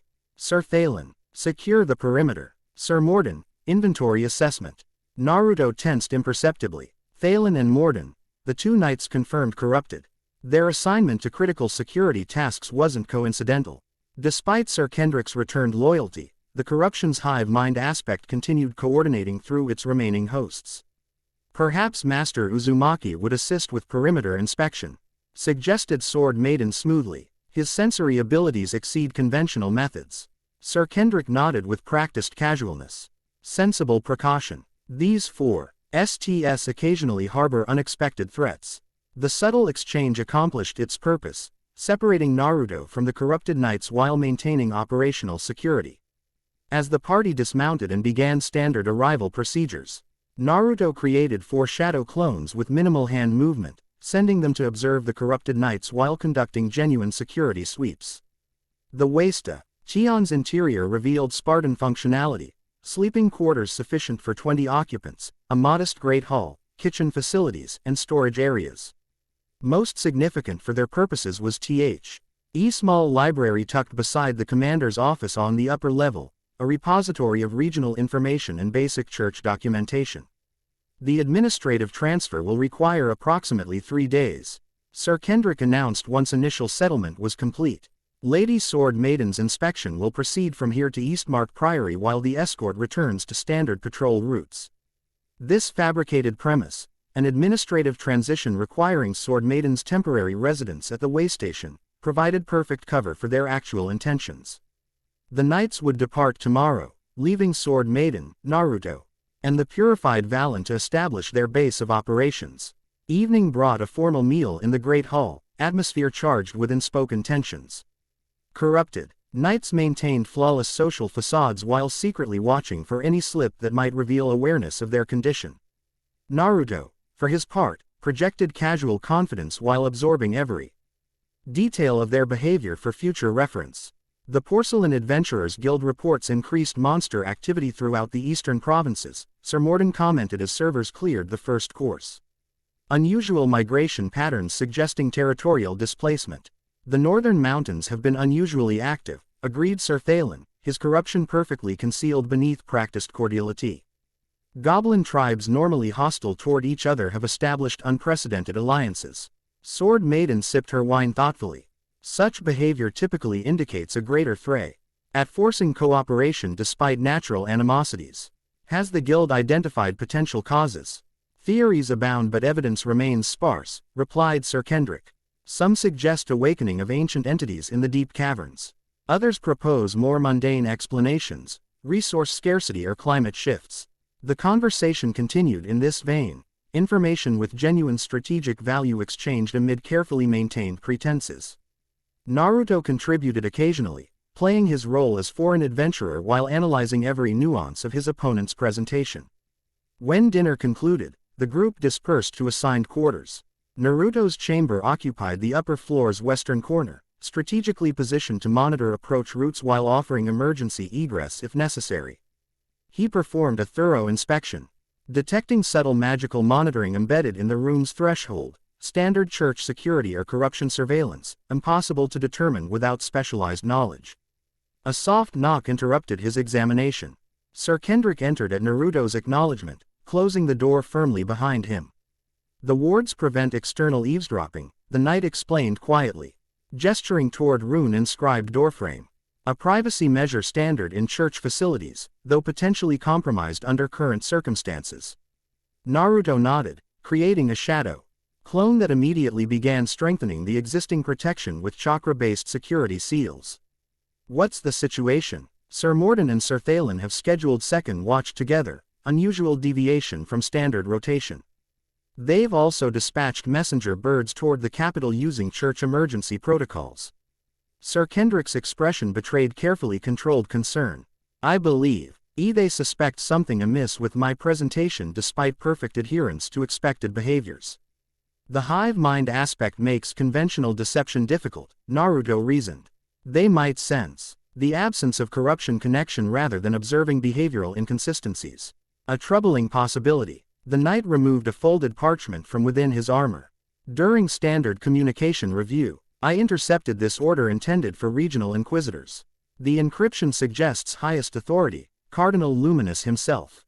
Naruto accepted the document, quickly scanning unfamiliar coded script. I can't read this. Few can. Church cipher classification exceeds even my authorization level. However, Sir Kendrick indicated specific symbols repeating throughout the text. These markers designate priority targets for observation or apprehension. This one, he indicated a distinctive glyph, represents unprecedented classification. And it appears beside what exactly? A description matching you precisely. Sir Kendrick's voice lowered further. Golden energy manifestation. Unknown purification techniques. Eastern origin claims. The corruption has prioritized you. Our identification and capture above all current church operations. This confirmed Naruto's suspicions. The corruption recognized existential threat in his abilities, particularly his capacity to convey RT rather than merely destroy its essence. Tomorrow's departure must proceed exactly as planned, Sir Kendrick continued. Any deviation will confirm their suspicions. I'll maintain communication rough secure channels established by Lady Sword Maiden. After the knight's departure, Naruto created 5 shadow clones for security rotation while his original body entered meditation posture on the chamber's floor. Sage mode activated partially, allowing enhanced awareness without visible manifestation that might alert corrupted observers. The waystation's energy patterns revealed themselves. To his specialized perception, layered enchantments woven through physical structure, residual spiritual impressions from previous occupants, and the distinctive wrongness emanating from the corrupted knights 2 floors below. More concerning was what he detected beneath the waystation itself, a subtle current of darkness flowing through the earth in precise linear formation. Ley lines, he realized, recalling Sword Maiden's brief explanation of this world's natural energy conduits. The corruption had established presence within the energy network itself, not just isolated instances of possession, but systematic infiltration of fundamental power sources. Morning arrived with choreographed normalcy. The night escort prepared for departure while Sword Maiden conducted official inventory review and documentation transfer. Naruto maintained his assigned role, foreign adventurer accompanying church representatives for regional familiarization, while discreetly strengthening the waystation's defensive parameters. The Eastmark inspection circuit should require approximately 3 weeks, Sir Kendrick announced as mounted knights assembled in the courtyard. We shall return for Lady Sword Maiden at month's end unless circumstances dictate altered scheduling. Formal farewells followed established protocol, betraying nothing of underlying tensions. Only when the night escort had disappeared beyond the forest boundary did the waystation's remaining occupants relax fractionally. They'll report directly to corrupted superiors, Valen stated, emerging from the commander's office. Reheed remained strategically absent during departure proceedings. We have limited time before focused investigation begins. Sword Maiden nodded, removing her ceremonial headdress as they gathered in the Great Hall. 3 days minimum, 2 weeks maximum before our position becomes untenable.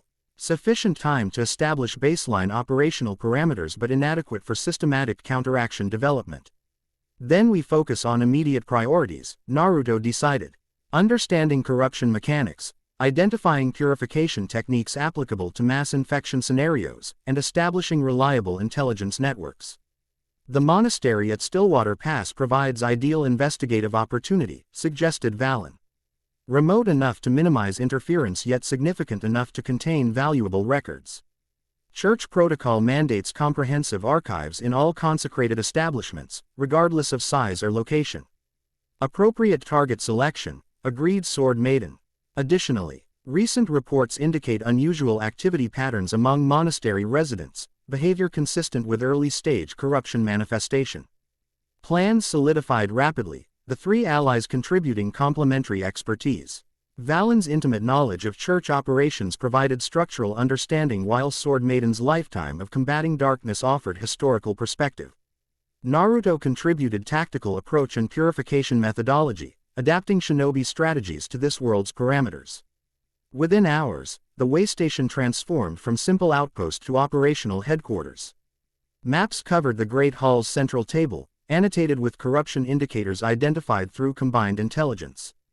The library's contents underwent systematic review, relevant texts cataloged by subject matter and potential application. Naruto established specialized training space in the courtyard, focusing on adapting his techniques to local energy patterns. Shadow clones accelerated the process exponentially, each practicing different applications simultaneously, then transferring accumulated knowledge to the original upon dispelling. Remarkable efficiency, observed Sword Maiden. Watching 20 identical Narutos performing varied chakra manipulation exercises. Your training methodology compresses years into days.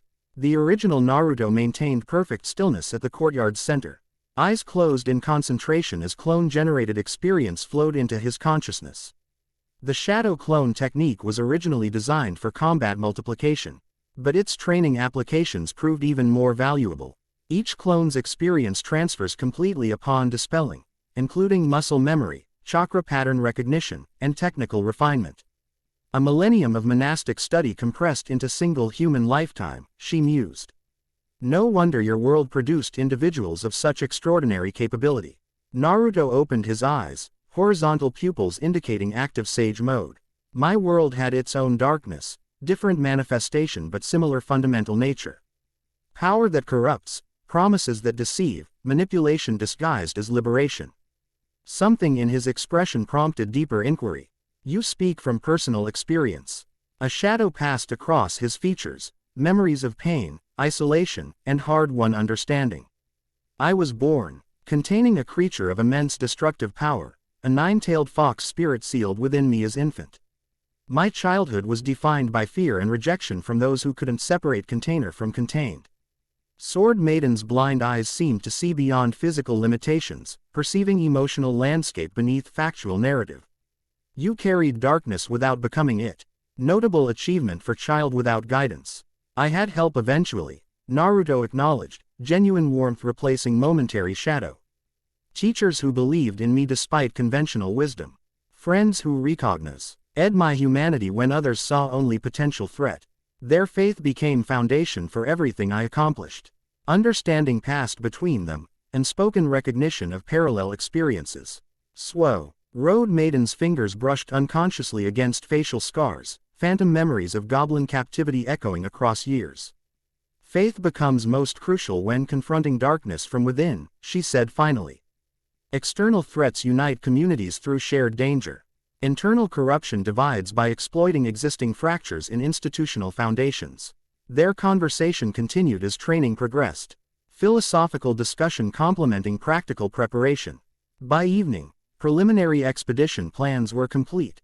Departure scheduled for dawn, 3-day journey to Stillwater Monast, where systematic investigation would commence.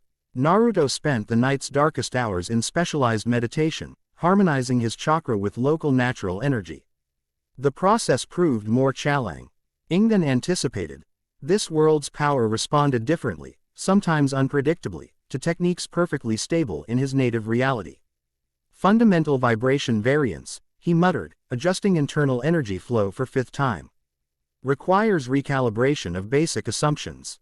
Dawn's first light found the 3 allies departing the waystation, traveling cross-country rather than following established roads to minimize detection probability. Sword Maiden had exchanged ceremonial robes for practical adventuring attire, fitted leather armor beneath simple traveling cloak, her golden hair bound in functional braid. The transformation from formal church representative to experienced gold-ranked adventurer seemed entirely natural, confirming Naruto's suspicion that her ecclesiastical role had never fully overshadowed her warrior identity. Valen likewise shed inquisitorial affectations, reverting to efficient movement patterns suggesting extensive field experience. The southern approach provides optimal concealment, he recommended as they crossed into deeper woodland. Forest canopy maintains reasonable density until final approach, where mountain shadow provides alternative coverage. Their journey proceeded without significant incident for 2 days, though Naruto's shadow clone scouts regularly reported increased monster activity throughout surrounding territories. Goblin scouting parties moved with uncharacteristic discipline, while normally solitary predator species demonstrated coordinated hunting behaviors suggesting external influence. Corruption extends its influence through regional apex predators. Observed Sword Maiden during evening camp discussion. Similar methodology documented during Second Blight era. Darkness manipulates natural aggression toward unnatural expression. On the journey's 3rd day, terrain shifted dramatically, dense forest giving way to rocky highland as they approached Stillwater Pass. The monastery became visible by mid-afternoon.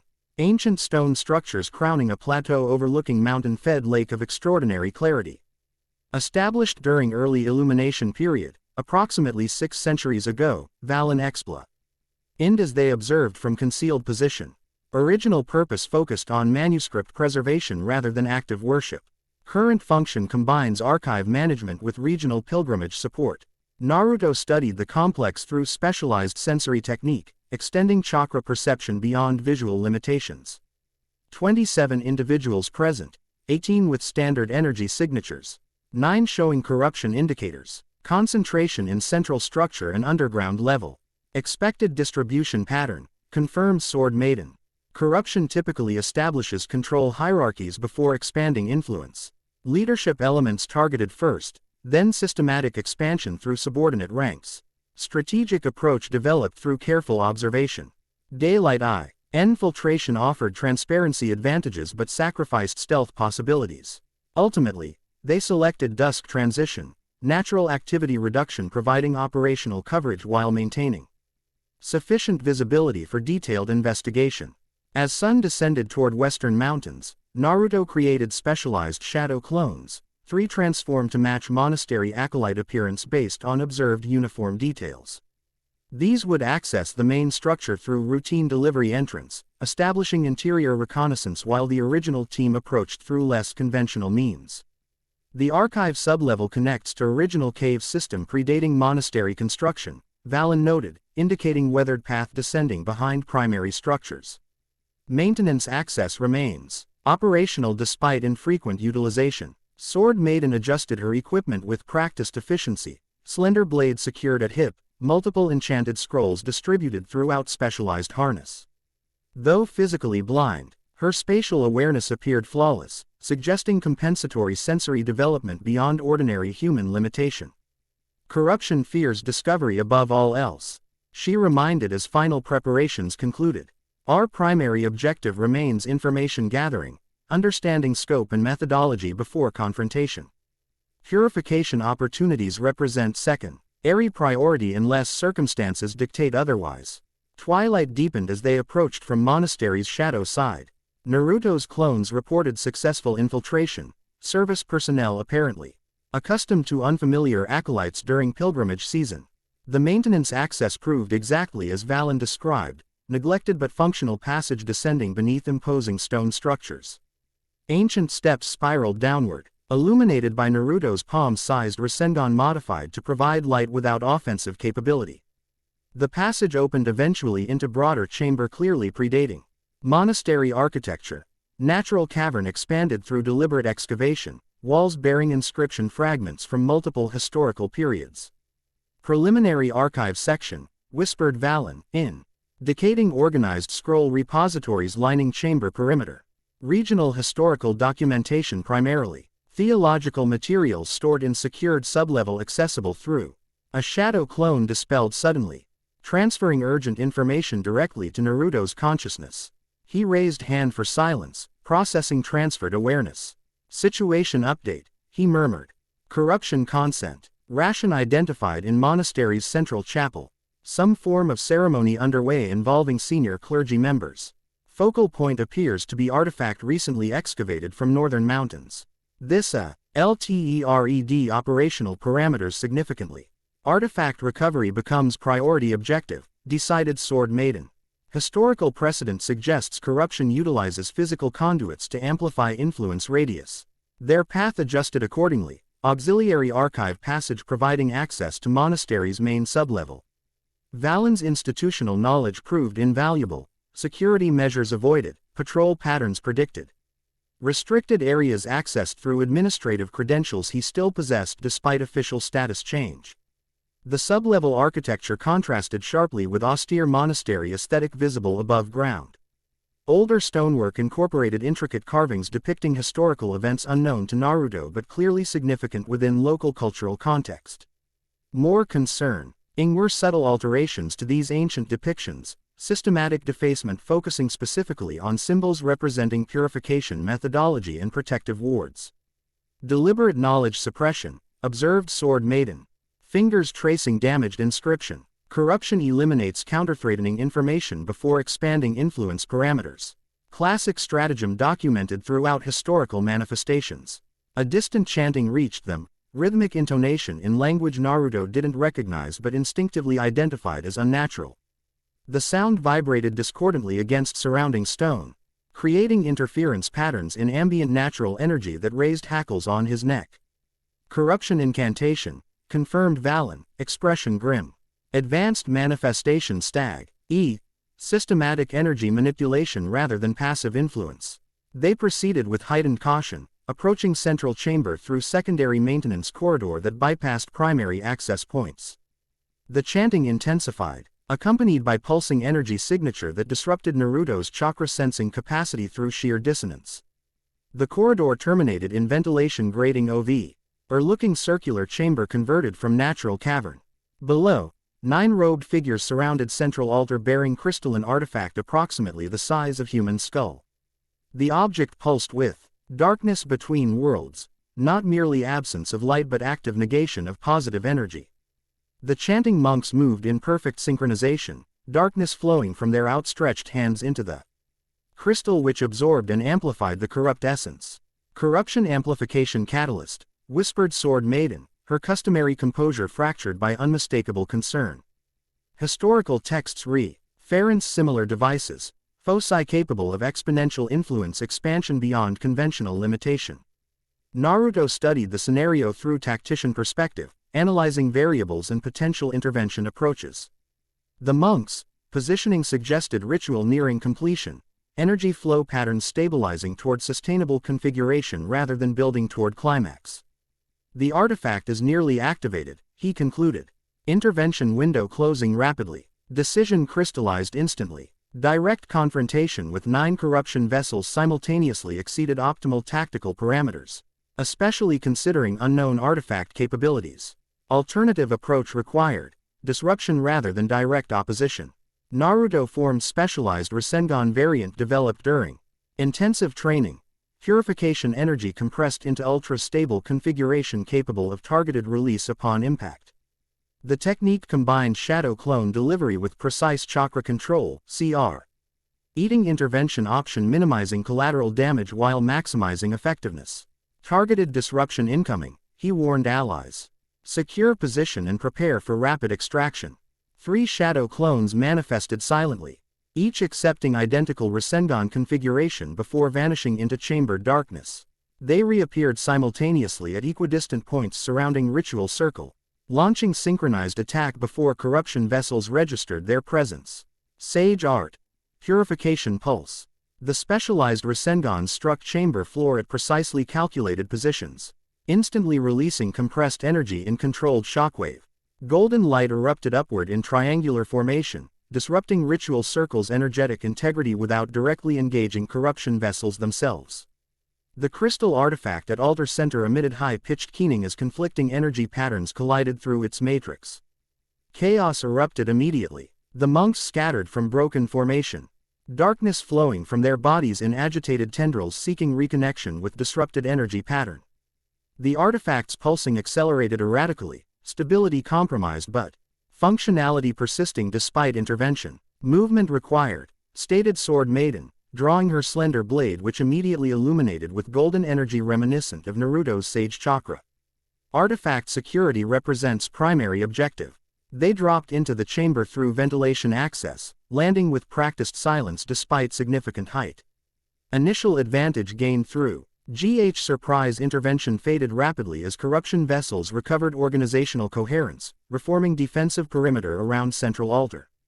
Intruders violate sacred communion, intoned the central figure, elderly monk whose corruption manifestation appeared most advanced.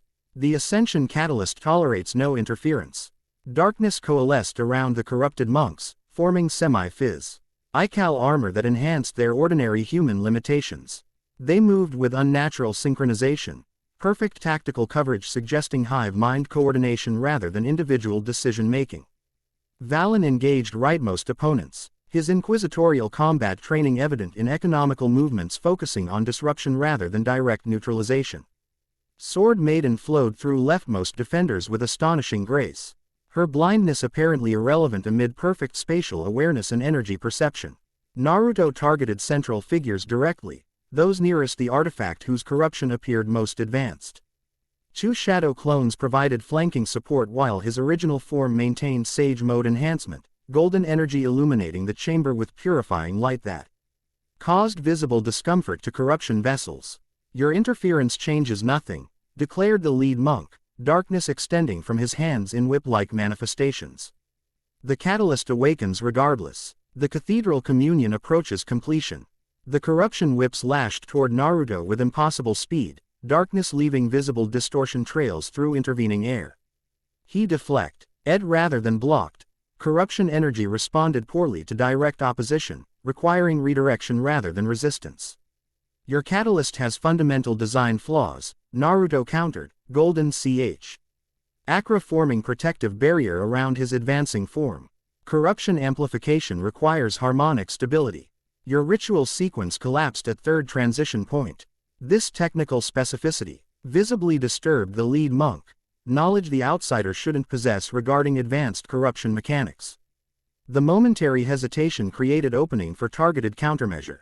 Naruto's Shadow W clones attacked simultaneously from opposite directions, forcing defensive attention division while his original form completed specialized sealing technique.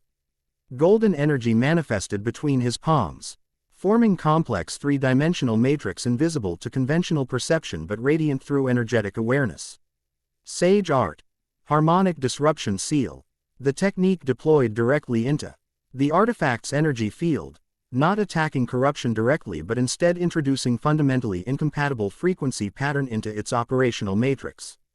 Like discordant note shattering crystal through resonant vibration, the seal created cascading disruption throughout the artifact's internal structure. Cracks appeared across crystalline surface, darkness leaking outward as containment integrity failed. The corrupted monks screamed in unified anguish, direct energetic connection transmitting artifact damage through their own corruption networks.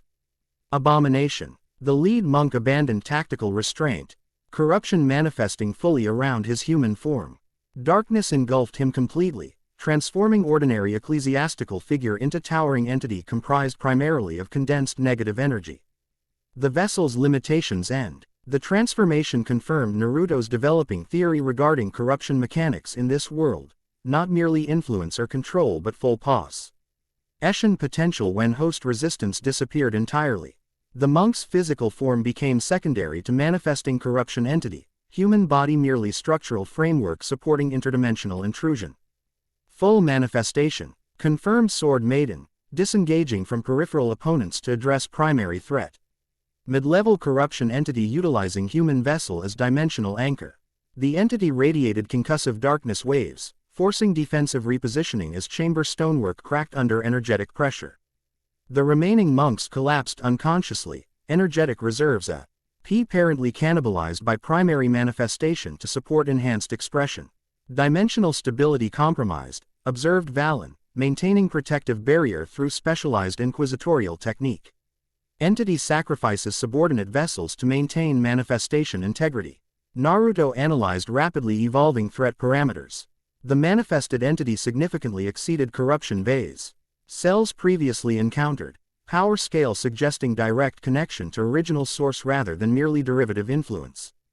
Conventional purification approach would prove inadequate against concentration this substantial. Strategic adjustment required specialized countermeasure development. While shadow clones engaged entities' peripheral attacks, Naruto accessed deeper sage energy reserves, connecting not merely with local natural energy but fundamentally with dimensional substrate supporting physical reality itself. Golden energy surrounding him intensified dramatically, no longer merely illuminating physical space but appearing to reinforce reality's fundamental integrity against corruption's intrusive presence. The entity registered this countermeasure immediately, attacks focusing exclusively on Naruto's position with desperate intensity. Dimensional anchor identified, it intoned, voice resonating through multiple perceptual layers simultaneously.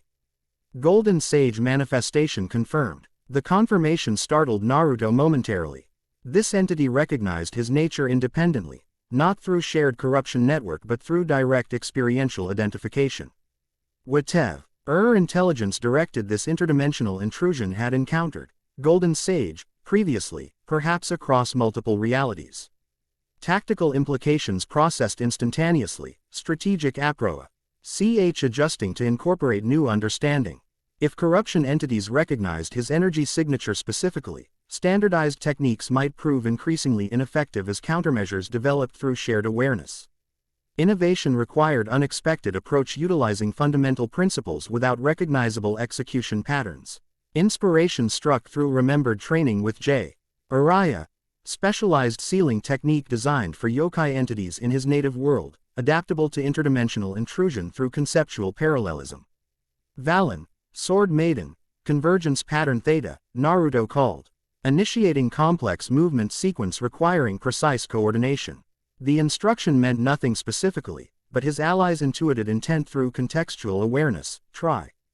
Angulation approach creating sustained pressure from multiple vectors while Naruto prepared specialized countermeasure. The entity recognized strategic pattern formation, attacks diversifying to disrupt cooperative movement.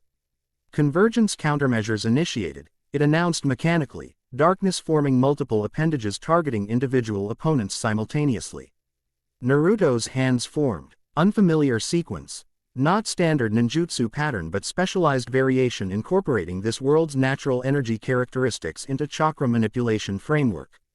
Golden light coalesced around his fingers, forming calligraphic symbols that remained suspended momentarily before arranging themselves into circular formation. 5-point elemental purification seal, harmonic restoration. The suspended seal array launched forward, expanding rapidly to encircle corruption entity completely.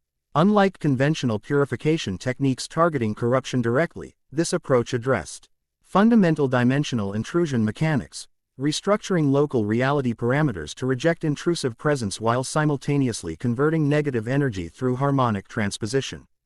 The ITY registered existential threat immediately, darkness condensing desperately around human vessel core. Dimensional rejection sequence identified, countermeasure protocols insufficient. The seal array contracted gradually, golden symbols pressing inward against corruption's outer boundary. Where they touched darkness directly, neither destruction nor direct purification occurred. Instead, Kuru Ption energy experienced fundamental frequency shift, converting from intrusive dissonance to harmonic component within natural energy spectrum. Your corruption isn't destroyed, Naruto explained as the entity struggled against inexorable conversion. It's restored to original harmonic state, balanced component within natural order rather than parasitic intrusion. The entity's resistance collapsed, said suddenly as conversion reached critical threshold. Darkness imploded toward human vessel core, condensing momentarily before golden light suffused entire manifestation. The corrupted monk's body arched impossibly, mouth open in silent scream as interdimensional entity underwent complete harmonic conversion.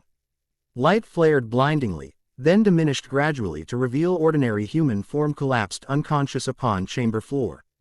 No visible corruption remained, energy signature completely restored to natural harmonic state without residual dissonance. Extraordinary methodology, observed Sword Maiden, approaching cautiously. Conversion rather than opposition, restoration rather than destruction. Naruto maintained vigilant awareness while examining unconscious monk. Opposition creates resistance. Destruction creates vacancy potentially exploitable through secondary corruption vectors. Complete harmonic restoration eliminates vulnerability without creating alternative exploitation potential. The corrupted artifact had cracked completely during confrontation, darkness dissipating as containment failed. Fragments retained residual energy signature but posed no immediate threat.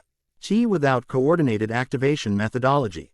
Secure these for analysis, instructed Sword Maiden, indicating crystalline shards. Historical documentation may provide contextual understanding reader. Ding original purpose and corruption adaptation mechanism. While Valen collected artifact fragments, Naruto examined remaining unconscious monks. None showed residual corruption, the entity's desper. Final action had apparently consumed all darkness within connected vessels, simplifying recovery considerably. They'll require significant recovery period, he noted, applying basic medical technique to stabilize most critical conditions. Corruption exposure duration suggests potential long-term effects despite complete energetic restoration. Chamber secured, they proceeded with original mission parameters. Archive access for historical information regarding corruption manifestation patterns and potential countermeasures. The monastery's extensive repository contained documents spanning centuries. organized according to church cataloging methodology familiar to both Sword Maiden and Valen. Regional manifestation records indicate periodic corruption resurgence following roughly 2-century dormancy intervals. Reported Valen, examining historical accounts from multiple eras. Current manifestation represents 5th documented cycle since original church foundation. Sword Maiden discovered ecclesiastical records describing purification methodologies employed during previous corruption manifestations. Historical countermeasures focused primarily on corruption destruction, rather than conversion, potentially explaining cyclical resurgence pattern despite apparent successful resolution. Most significant discovery came through Naruto's systematic examination of architectural documentation. Original monastery foundation incorporated specialized warding system designed specifically against corruption influence, protective measures systematically dismantled during recent renovation, authorized by Cardinal Luminous personally.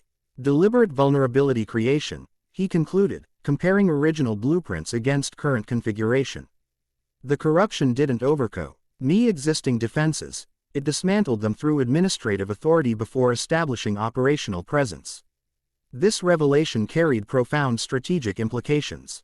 If similar methodology applied throughout church infrastructure, corruption expansion represented not overwhelming force but systematic exploitation of artificially created vulnerabilities. The entity's final statement regarding cathedral communion suggested similar approach applied at church headquarters itself. Protective measures disabled through legitimate authority channels before corruption introduction. Hours passed in focused investigation. Relevant documentation secured for transport while monastery personnel received appropriate medical attention and memory modification ensuring operational security. By dawn's approach, the immediate mission stood complete. Corruption manifestation neutralized, artifact secured, historical information obtained. As they prepared for departure through original access route, unexpected motion near archive entrance caught Naruto's enhanced awareness. His reaction came instantaneously, kunai launching toward apparent threat location with precision born from lifetime combat experience. The projectile never reached target. Mid-flight, it halted abruptly, suspended by invisible force before clattering harmlessly to stone floor. From shadowed alcove emerged slender figure, whose presence had somehow evaded even Naruto's specialized detection techniques. Long golden hair framed delicate features that immediately identified non-human heritage. Pointed ears extended elegantly upward, while almond-shaped eyes contained vertical pupils reminiscent of feline predators. Her attire combined practical functionality with subtle craftsmanship impossible through human methodology. Materials seemingly grown rather than manufactured, colors shifting subtly with ambient light changes. Abysmal stealth technique, she stated flatly, musical voice contrasting with critical assessment. Humans flail through shadow like drowning men clutching floating debris. Sword Maiden lowered defensive stance marginally, recognition evident in her posture. High Elf Archer, your presence. CE suggests situation transcends regional significance. The newcomer, High Elf Archer apparently, stepped fully into chamber light, revealing equipment confirming her namesake. Bow of extraordinary craftsmanship rested against her shoulder. Construction suggesting materials unknown to human artificers. Quiver contained arrows whose fletching shifted colors independently, suggesting specialized enchantment beyond conventional weaponry. Corruption infiltrates watersheds connecting ancient forests, she stated without preamble. Wildlife exhibits behavioral aberration consistent with Second Blight era documentation. Elven Council dispatched investigation units to contamination sources. Her gaze shifted to Naruto specifically. Your energy signature registered across 3 provinces. Anomal. Aus pattern warranted direct observation. Naruto studied the elf carefully. Her energy signature differed fundamentally from humans encountered previously, not merely quantitative difference but qualitative distinction suggesting different relationship with natural energy itself. Where humans contained discrete energy networks, her pattern suggested direct integration with environmental energy phi. Eld. Boundary between individual and surroundings less distinctly defined. Your observation technique needs refinement, he noted without hostility. I detected your presence 30 seconds before revealing yourself. Something flickered across her expression, surprise quickly suppressed beneath practiced neutrality. Impossible. Elven concealment methodology exceeds human perceptual limitation by fundamental design. I'm not exactly human, Naruto replied with slight smile. At least, not from this world's human population. This statement visibly intrigued the elf despite her attempted emotional restraint. Dimensional anomaly theorized from energy signature aberration. Confirmation provides contextual framework for recent astronomical phenomena. Sword Maiden intervened diplomatically. Perhaps detailed discussion should continue in more secure location. Monastery personnel will regain consciousness eventually, and our presence requires discretion despite successful intervention. High Elf Archer considered momentarily before nodding agreement. Logical assessment. Your waystation location provides adequate discussion venue. My investigation parameters permit temporary OP. Rational cooperation given potential existential threat classification. The departure proceeded through forest path different from their arrival route, High Elf Archer demonstrating intimate environment. Ental knowledge suggesting centuries navigating these territories. She moved with effortless grace impossible for humans regardless of training, body seemingly harmonizing with forest itself rather than merely passing through it. During initial journey phase, communication remained minimal, operational security prioritized over information exchange.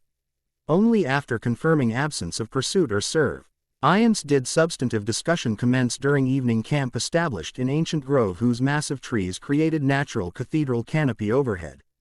The corruption originates beyond conventional dimensionality, High Elf Archer stated while examining artifact fragments secured from monastery ritual. Elven historical records document similar intrusion during pre-Sundering era, approximate. Li 12,000 years before current calendar establishment. This timeline significantly exceeded church historical documentation, suggesting corruption cycle extended far beyond human civilization's awareness. Sword Maiden and Valen exchanged significant glances, theological implications profound if corruption predated church foundation by millennia. Previous intrusion methodology followed identical pattern, continued the elf. Delicate fingers tracing crystalline fracture patterns with scholarly precision. Initial manifestation through naturally occurring dimensional boundary fluctuation. Secondary expansion through crafted amplification catalysts. Tertiary establishment through systematic conversion of existing belief structures. Naruto connected implications immediately. The church wasn't corrupted accidentally. It was targeted specifically because existing spiritual infrastructure provided ideal expansion mechanism. Correct assessment, confirmed High Elf Archer. Organized religion presents optimal corruption vector through pre-established authority structures, population influence capacity, and inherent resistance to external challenge. Valen struggled visible. Why with these revelations? His lifetime service to church institutions challenged fundamentally by suggestion that its very structure facilitated corruption vulnerability. The church has stood against darkness for centuries. Our teachings specifically oppose corruption's fundamental nature. Opposition creates definition through contrast, observed Sword Maiden with characteristic insight. P.S. Corruption targets church precisely because oppositional positioning creates intimate understanding necessary for effective subversion. High Elf Archer's expression suggested approval of this philosophical perspective. Corruption exploits existing structural weaknesses rather than creating novel vulnerability. Human religious institutions inherently vulnerable through reliance on hierarchica. Authority patterns that facilitate centralized subversion potential.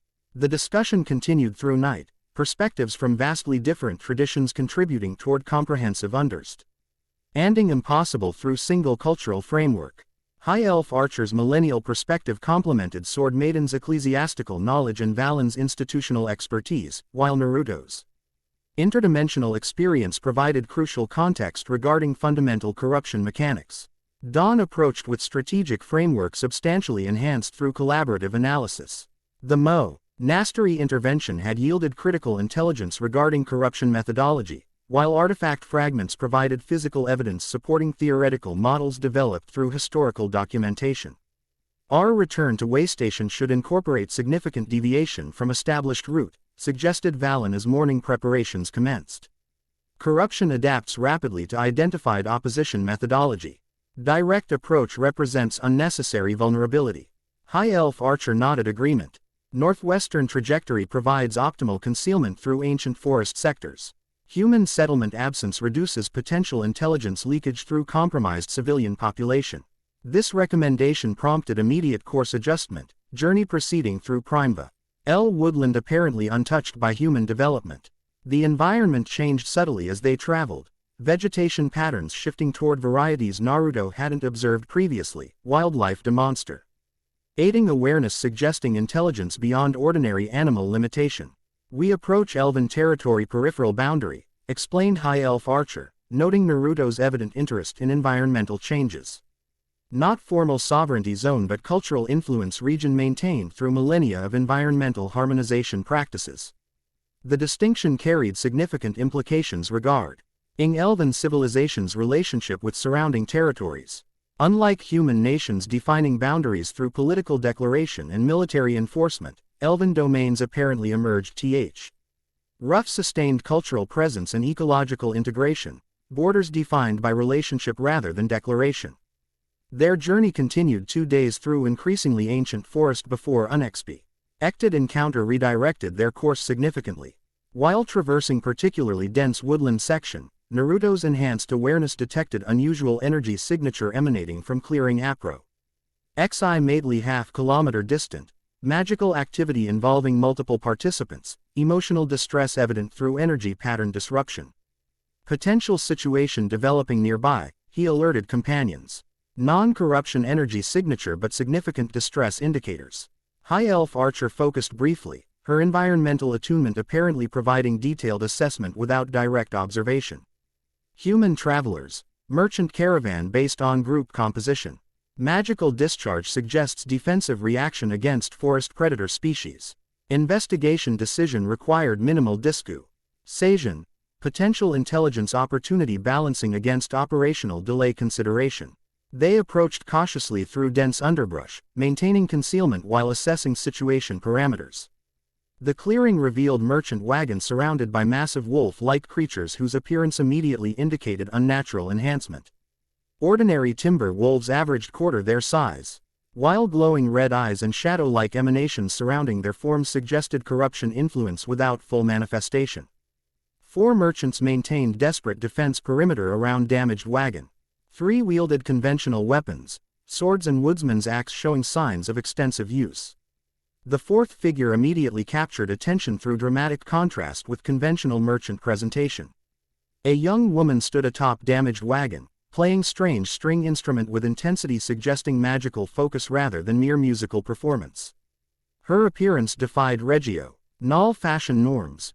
Vibrant clothing incorporating multiple cultural influences, auburn hair partially concealed beneath cap adorned with small bells that chimed with her movements. Most notable was partial blindness evident in clouded left eye, contrasting with right eye's piercing amber clarity. Most remarkable, however, was effect her music produced against attacking creatures. Where notes rang purest, wolf shadows visibly recoiled. Corruption influence temporarily disrupted through harmonic interference pattern remarkably similar to Naruto's purification techniques in fundamental concept if not execution methodology. Bardic magic, identified sword Maiden with evident surprise. True practitioners exceedingly rare in modern era, art nearly extinct following harmonic purges 3 centuries past. The musician's effectiveness appeared limited despite obvious talent, fatigue evident in faltering notes and increasingly desperate tempo adjustments. Without intervention, the merchant faced imminent catastrophe as corruption-influenced predators systematically collapsed their defensive perimeter. Decision required no discussion. Naruto created shadow clones instantly, tactical deployment requiring no verbal coordination among allies accustomed to each other's operational methodology.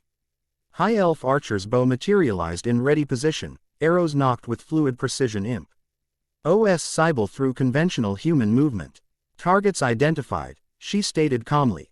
Intervention commencing. Her first arrow flew with impossible accuracy, striking lead wolf precisely where corruption influence concentrated at base of skull. The projectile flared with green-gold energy upon impact, corruption dissipating instantly as natural order restored within affected creature. The wolf collapsed momentarily before rising again, ordinary animal confusion replacing corruption-driven aggression. Naruto's clones engaged remaining creatures using specialized techniques developed specifically Ally for corruption influence scenarios rather than entity manifestation. Golden chakra disrupted shadow tendrils without harming host animals themselves, purification rather than destruction methodolo. GY preserving natural wildlife while eliminating corrupting influence.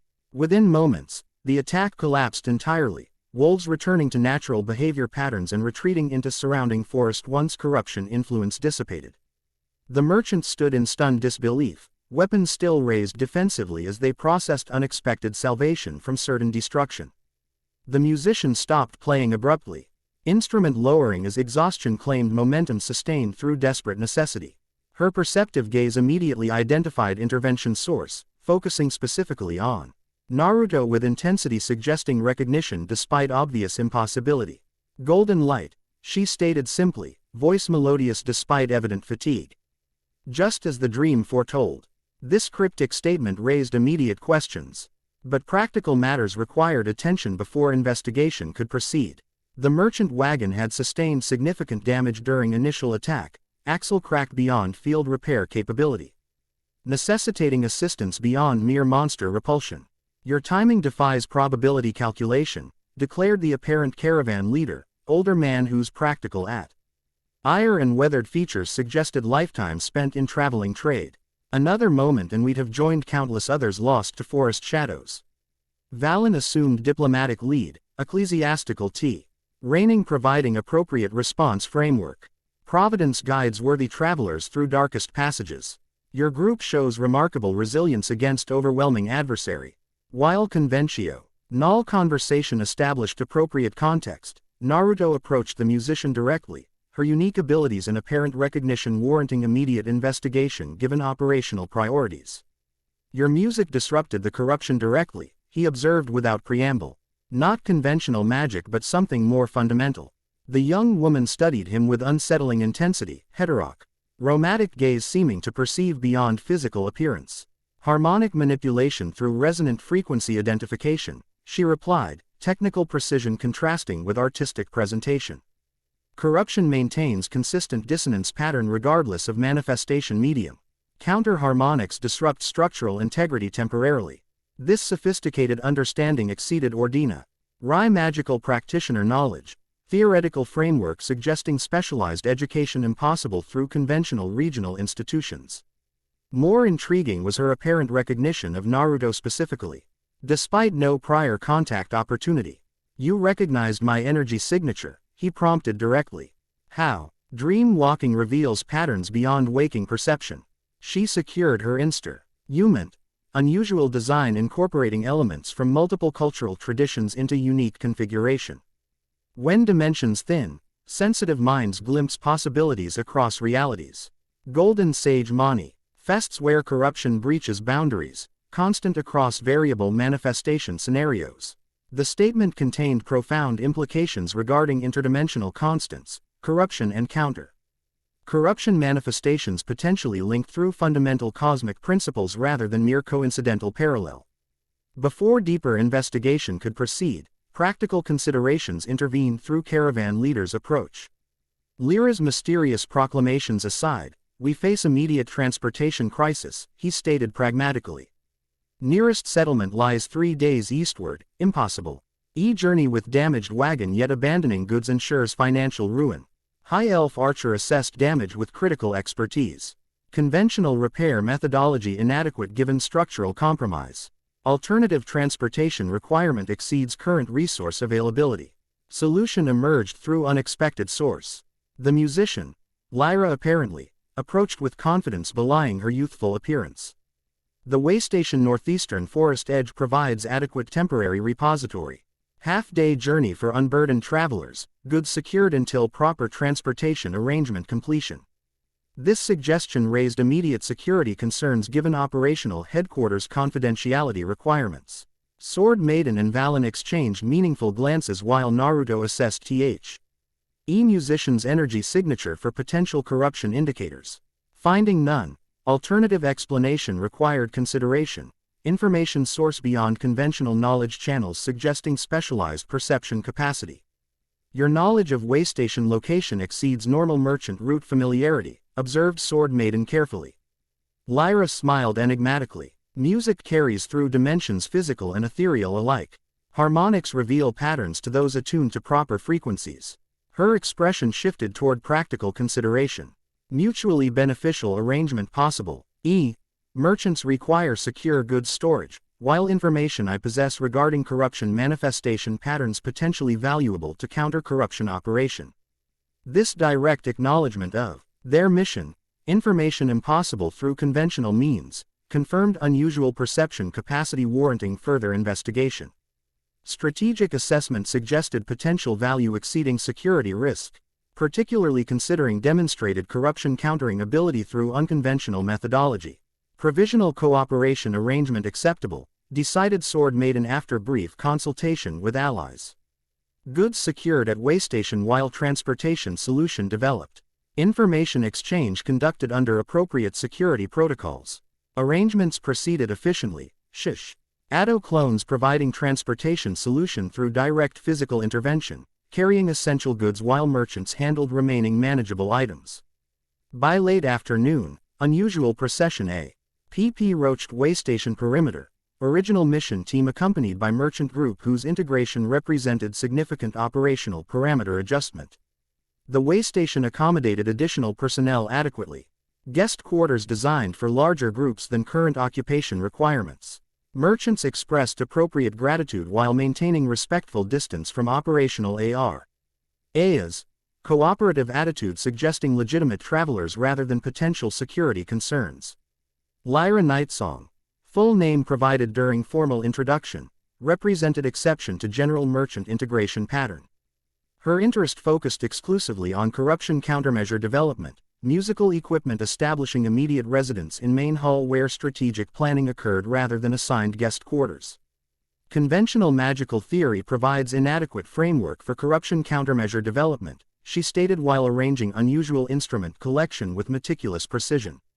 Harmonic principles transcend arbitrary distinction between magical disciplines and physical sciences, unified approach necessary for effective opposition methodology. Naruto found himself intrigued by her unconventional perspective and apparent technical knowledge contrasting with artistic presentation. Your counter-harmonic approach parallels my chakra conversion techniques conceptually if not methodologically. The corruption responds similarly to both despite completely different implementation frameworks. Parallel development through divergent methodological evolution, Lyra agreed. Adjusting tuning on primary instrument with extraordinary sensitivity.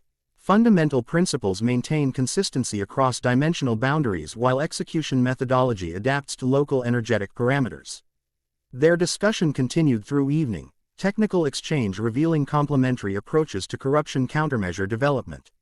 Where Naruto's techniques utilized chakra manipulation through structured implementation methodology, Lyra's approach employed harmonic principles through intuitive application framework, different paths toward identical conceptual destination. Harmonics provide natural framework for corruption conversion rather than mere opposition, she explained while demonstrating specialized tuning sequence. Musical notes exist our relationship rather than isolation. Harmony emerges through proper structural arrangement rather than individual note perfection. This philosophy aligned remarkably with Naruto's developing core option countermeasure approach, conversion through harmonic integration rather than opposition through destructive confrontation. Their methodologies differed substantially but conceptual foundation ARED fundamental similarity transcending implementation details. Practical demonstration followed theoretical discussion. Lyra playing complex musical sequence while Naruto channeled chakra through specialized configuration. Where energies overlapped, extraordinary resonance emerged, golden light interacting with musical vibration to create unified effect exceeding component parts substantially. Quote, synergistic implementation potential exceeds theoretical projection, observed High Elf Archer, monitoring interaction with evident scientific interest despite typical emotional restraint. Combined methodology provides efficiency improvement approximately 300% above individual technique effectiveness. This discovery carried profound strategic implications. If conventional Tekken, IQs and bardic methods combined synergistically, potential corruption countermeasure effectiveness increased dramatically, possibly sufficient for addressing larger manifestations previously considered beyond opposition capacity. Technical collaboration continued while Sword Maiden and Valen integrated monastery discovery information into strategic framework. Artifact fragments underwent detail ed analysis through combined methodology, Elven historical knowledge supplementing church documentation, while Lyra's harmonic analysis provided insight regarding operational mechanics impossible through conventional examination techniques. The corruption entity referenced, Cathedral Communion, before neutralization, Naruto reminded during Strategy Council session. Timing correlation with Archbishop's scheduled ceremony in 17 days suggests coordinated large-scale manifestation attempt rather than isolated incident.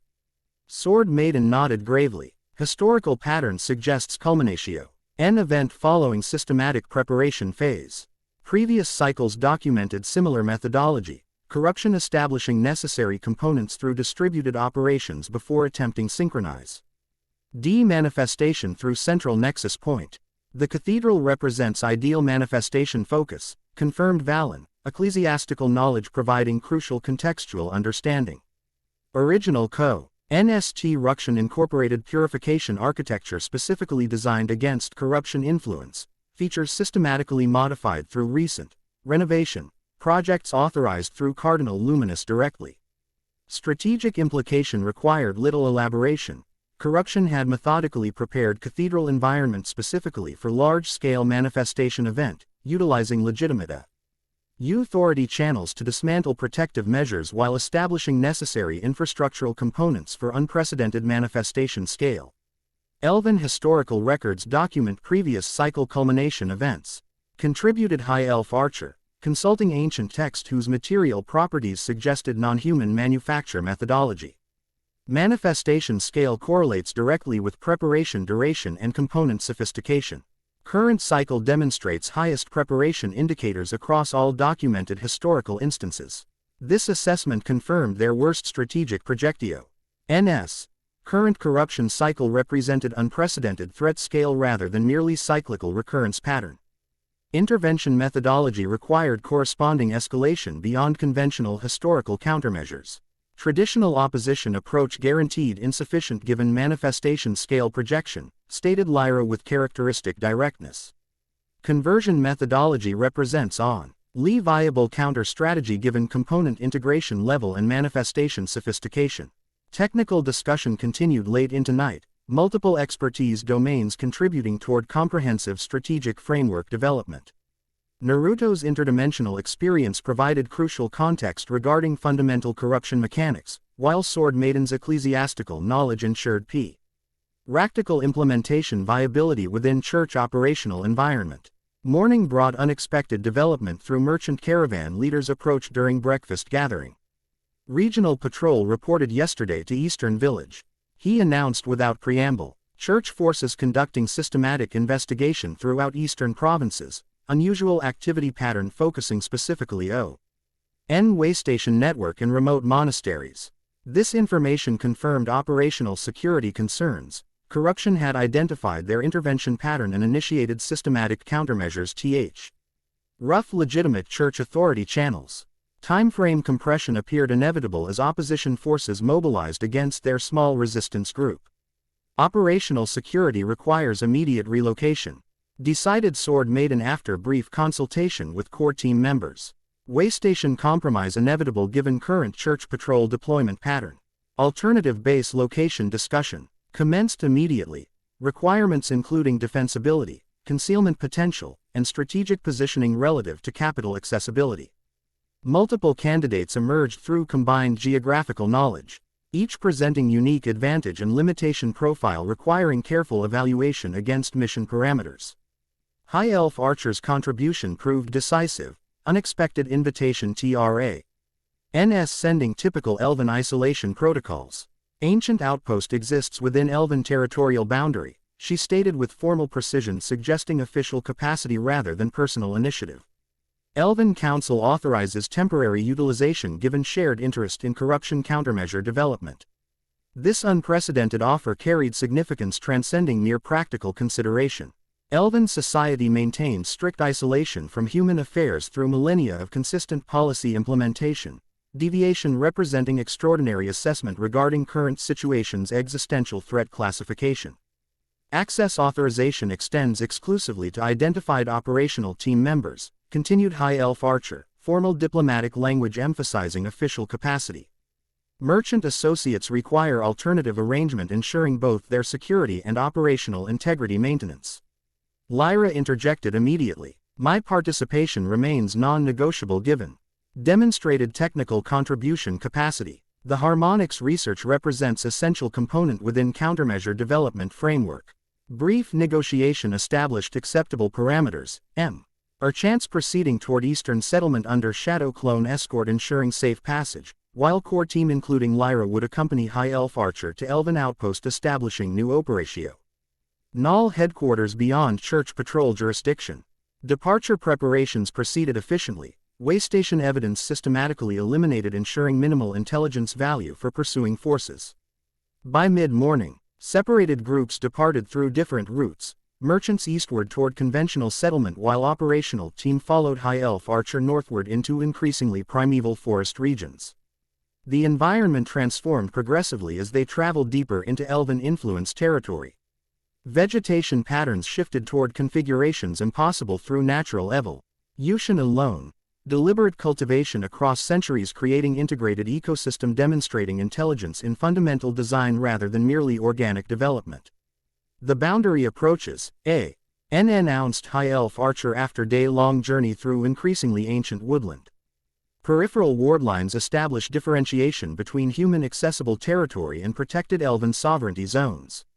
No visible marker indicated this significant transition point, nothing distinguishing this forest section from surrounding woodland through conventional perception. Yet Naruto sensed subtle energy shift as they proceeded, ambient natural energy adopting harmonic pattern distinct from chaotic distribution characterizing wilderness regions. Organized natural energy, he observed with professional interest. Systematic harmonic arrangement rather than random distribution pattern. High Elf Archer nodded approvingly.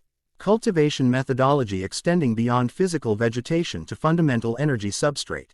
12,000 years continuous implementation produces comprehensive integration between visible and energetic ecosystem components. The implications suggested civilization on operating on timescale beyond human conceptual framework, cultural continuity maintaining consistent implementation methodology across millennia rather than centuries. Such perspective necessarily produced fundamentally different approach toward immediate threats versus long-term existential considerations. Their journey continued through increasingly structured forest, subtle indications of deliberate cultivation becoming progressively more evident to experienced observation. Trees arranged in precise relationship patterns optimizing energy flow while simultaneously maximizing resource utilization efficiency. Wildlife demonstrated behavior patterns suggesting intelligence enhancement through environmental interaction rather than mere instinctual response. By evening approach, they head destination. Ancient structure whose architecture defied conventional categorization through seamless integration with surrounding forest. Living trees formed fundamental structural components stone elements seemed grown rather than constructed, material boundaries blurring through methodology impossible through human construction techniques. Outpost established during Second Harmony era. Explained High Elf Archer. Historical reference exceeding church documentation by millennia. Original purpose involved harmonization between elven and human development methodologies before culture. Divergence necessitated separation protocols. The structure interior revealed sophisticated functionality beneath apparent simplicity, living architecture providing environmental regulation while integrated systems supplied necessary resources through sustainable methodology requiring minimal active management. Accommodation spaces adapted automatically to occupant requirements, furnishings RGING from living material through apparent response to proximity rather than mechanical activation. Temporary headquarters provides adequate functionality for countermeasure development operations. Stated High Elf Archer with characteristic pragmatism.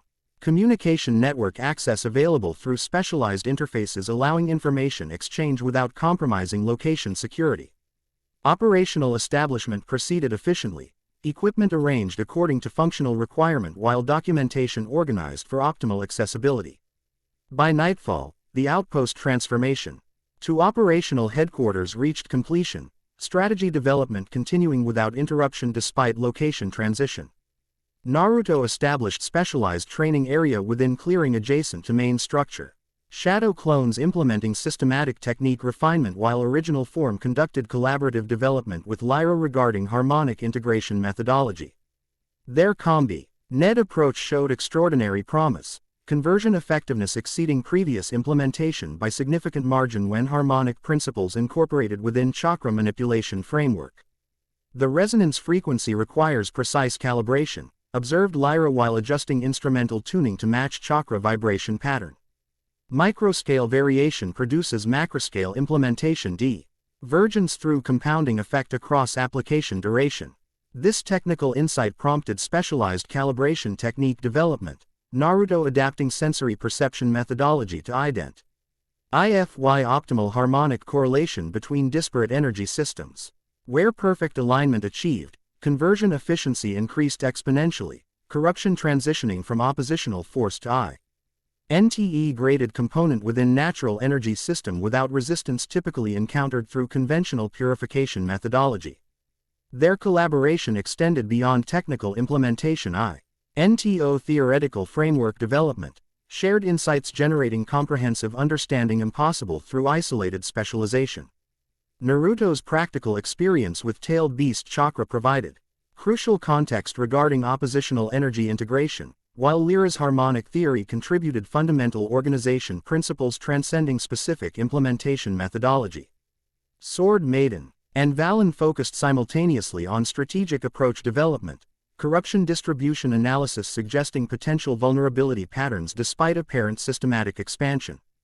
Church administrative structure provided inadvertent intelligence through predictable response patterns, allowing anticipation of counter-intervention methodology before implementation. Cardinal Luminous dispatched specialized Inquisition units toward eastern provinces, reported Valen, reviewing intelligence gathered through remaining loyal church contacts. Operational parameters explicitly reference golden energy manifestation as primary identification target, unprecedented priority classification overriding all standard church operations. This confirmed Naruto's strategic significance within corrupt ion opposition framework, his unique abilities apparently representing existential threat warranting extraordinary countermeasure deployment. The attention provided both validation regarding technique, effectiveness and warning concerning opposition resource allocation scale. The cathedral communion preparation accelerates simultaneously, continued Valen. Specialized components arriving daily from throughout kingdom, artifacts, materials, and personnel with specific energy signatures consistent with amplification catalyst development on unprecedented scale. Strategic timeline compression paired inevitable. Corruption forces accelerating implementation schedule in response to demonstrated opposition effectiveness. The scheduled ceremony 15 days hence potentially represented early implementation point rather than complete manifestation event, precautionary approach initiated through opposition effectiveness recognition.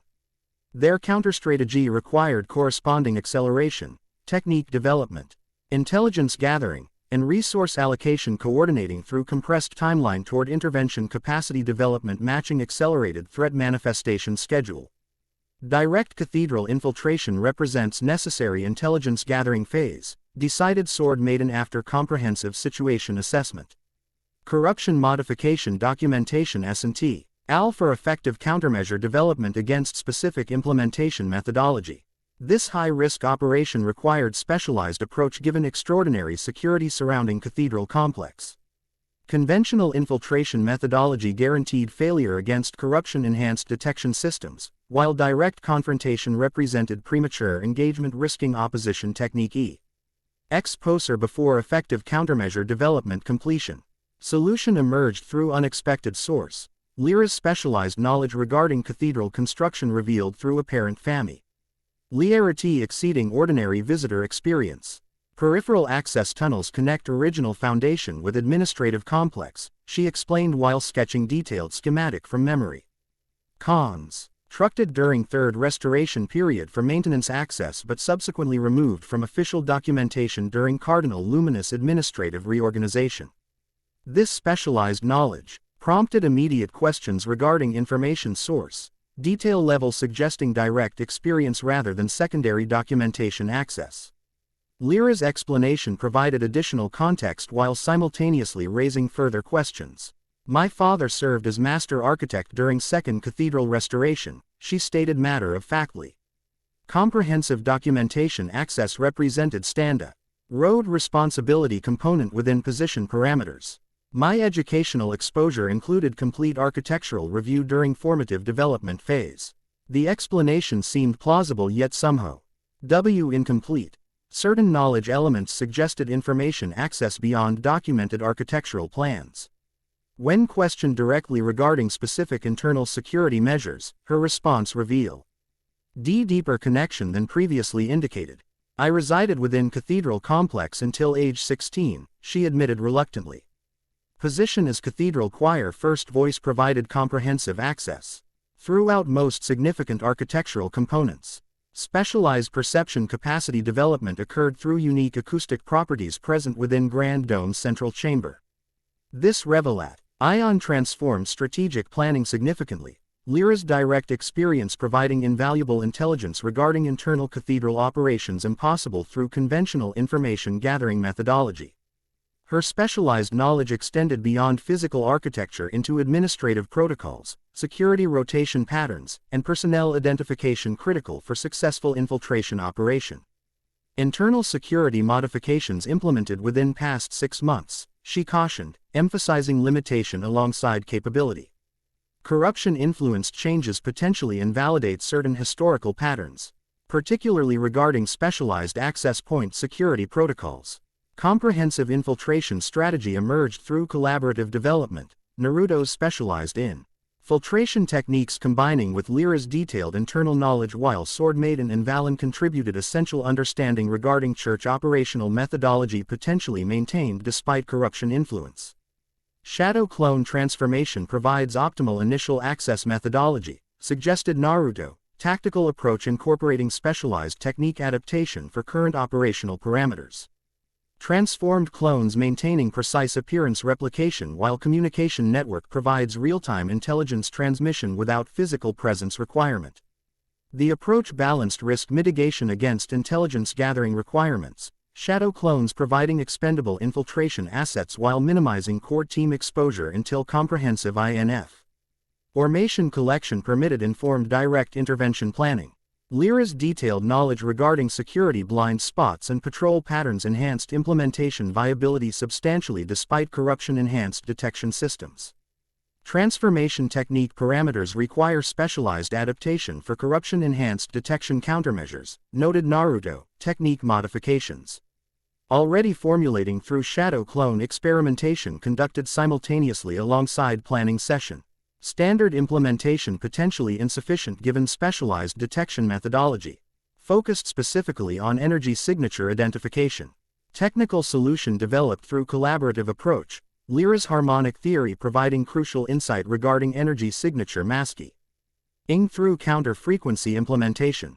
Where conventional transformation techniques merely altered physical appearance, this specialized adaptation incorporated harmonic camouflage concealing underlying energy pattern through destructive interference methodology. Harmonic cancellation creates effective energy signature null state, explained Lyra, demonstrating concept through specialized instrumental technique producing silence through precisely calibrated counter vibration. Detection systems register absence rather than disguised presence, fundamentally different concealment approach. Effective against corruption-enhanced perception specifically. The infiltration operation required 3 days preparation, technique refinement, equipment specialization, and comprehensive rehearsal, ensuring perfect execution despite potential unexpected variables. Shadow clones practiced transformed movement patterns incorporating specific behavioral characteristics associated with target identities. While communication systems underwent rigorous testing ensuring uninterrupted intelligence transmission throughout operation duration. Implementation commenced during pre-dawn hours. Transform shadow clones departing Elven Outpost through specialized transportation methodology provided by High Elf Archer. Ancient pathways connect significant locations throughout Kingdom, she explained Heil guiding them toward concealed forest entrance revealing stone archway untouched for centuries. Established during Convergence era before human-elven separation, maintained through continuous harmonization despite disuse. The pathway defied conventional spatial understanding, distance compression suggesting dimensional manipulation beyond ordinary magical implementation. What should have rep. Resented week-long journey concluded after mere hours walking through tunnel system whose architecture combined elven aesthetic sensibility with functional precision transcending conventional construction methodology. Arrival point provides concealed access approximately 3 kilometers from Cathedral District, stated High Elf Archer as pathway terminated in concealed grotto beneath abandoned. Structure within Capital City Peripheral District. Urban security patterns necessitate conventional approach methodology from this position forward.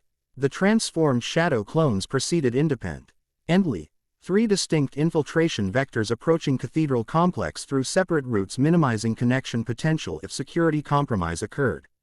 Each maintains specialized communicati. On link with original Naruto remaining at Elven Outpost, information transfer occurring through modified clone technique permitting continuous awareness without standard dispelling requirement. First phase infiltration succeeded beyond expectation. Transformed clones accessing Cathedral peripheral areas through service entrances identified through Lyra's detailed knowledge. Their disguises as main tenants personnel provided adequate access to non-restricted areas while arousing minimal attention from regular Cathedral staff. Corruption concentration increases proportionally with proximity to central Cathedral chambers. Reported clone consciousness through specialized communication technique. Outer ring demonstrates approximately 20% personnel exhibiting corruption indicators, increasing to 70% within administrative section adjacent to inner sanctum. The end. I hope you enjoyed this episode. Remember to subscribe and like this video. See you in the next video.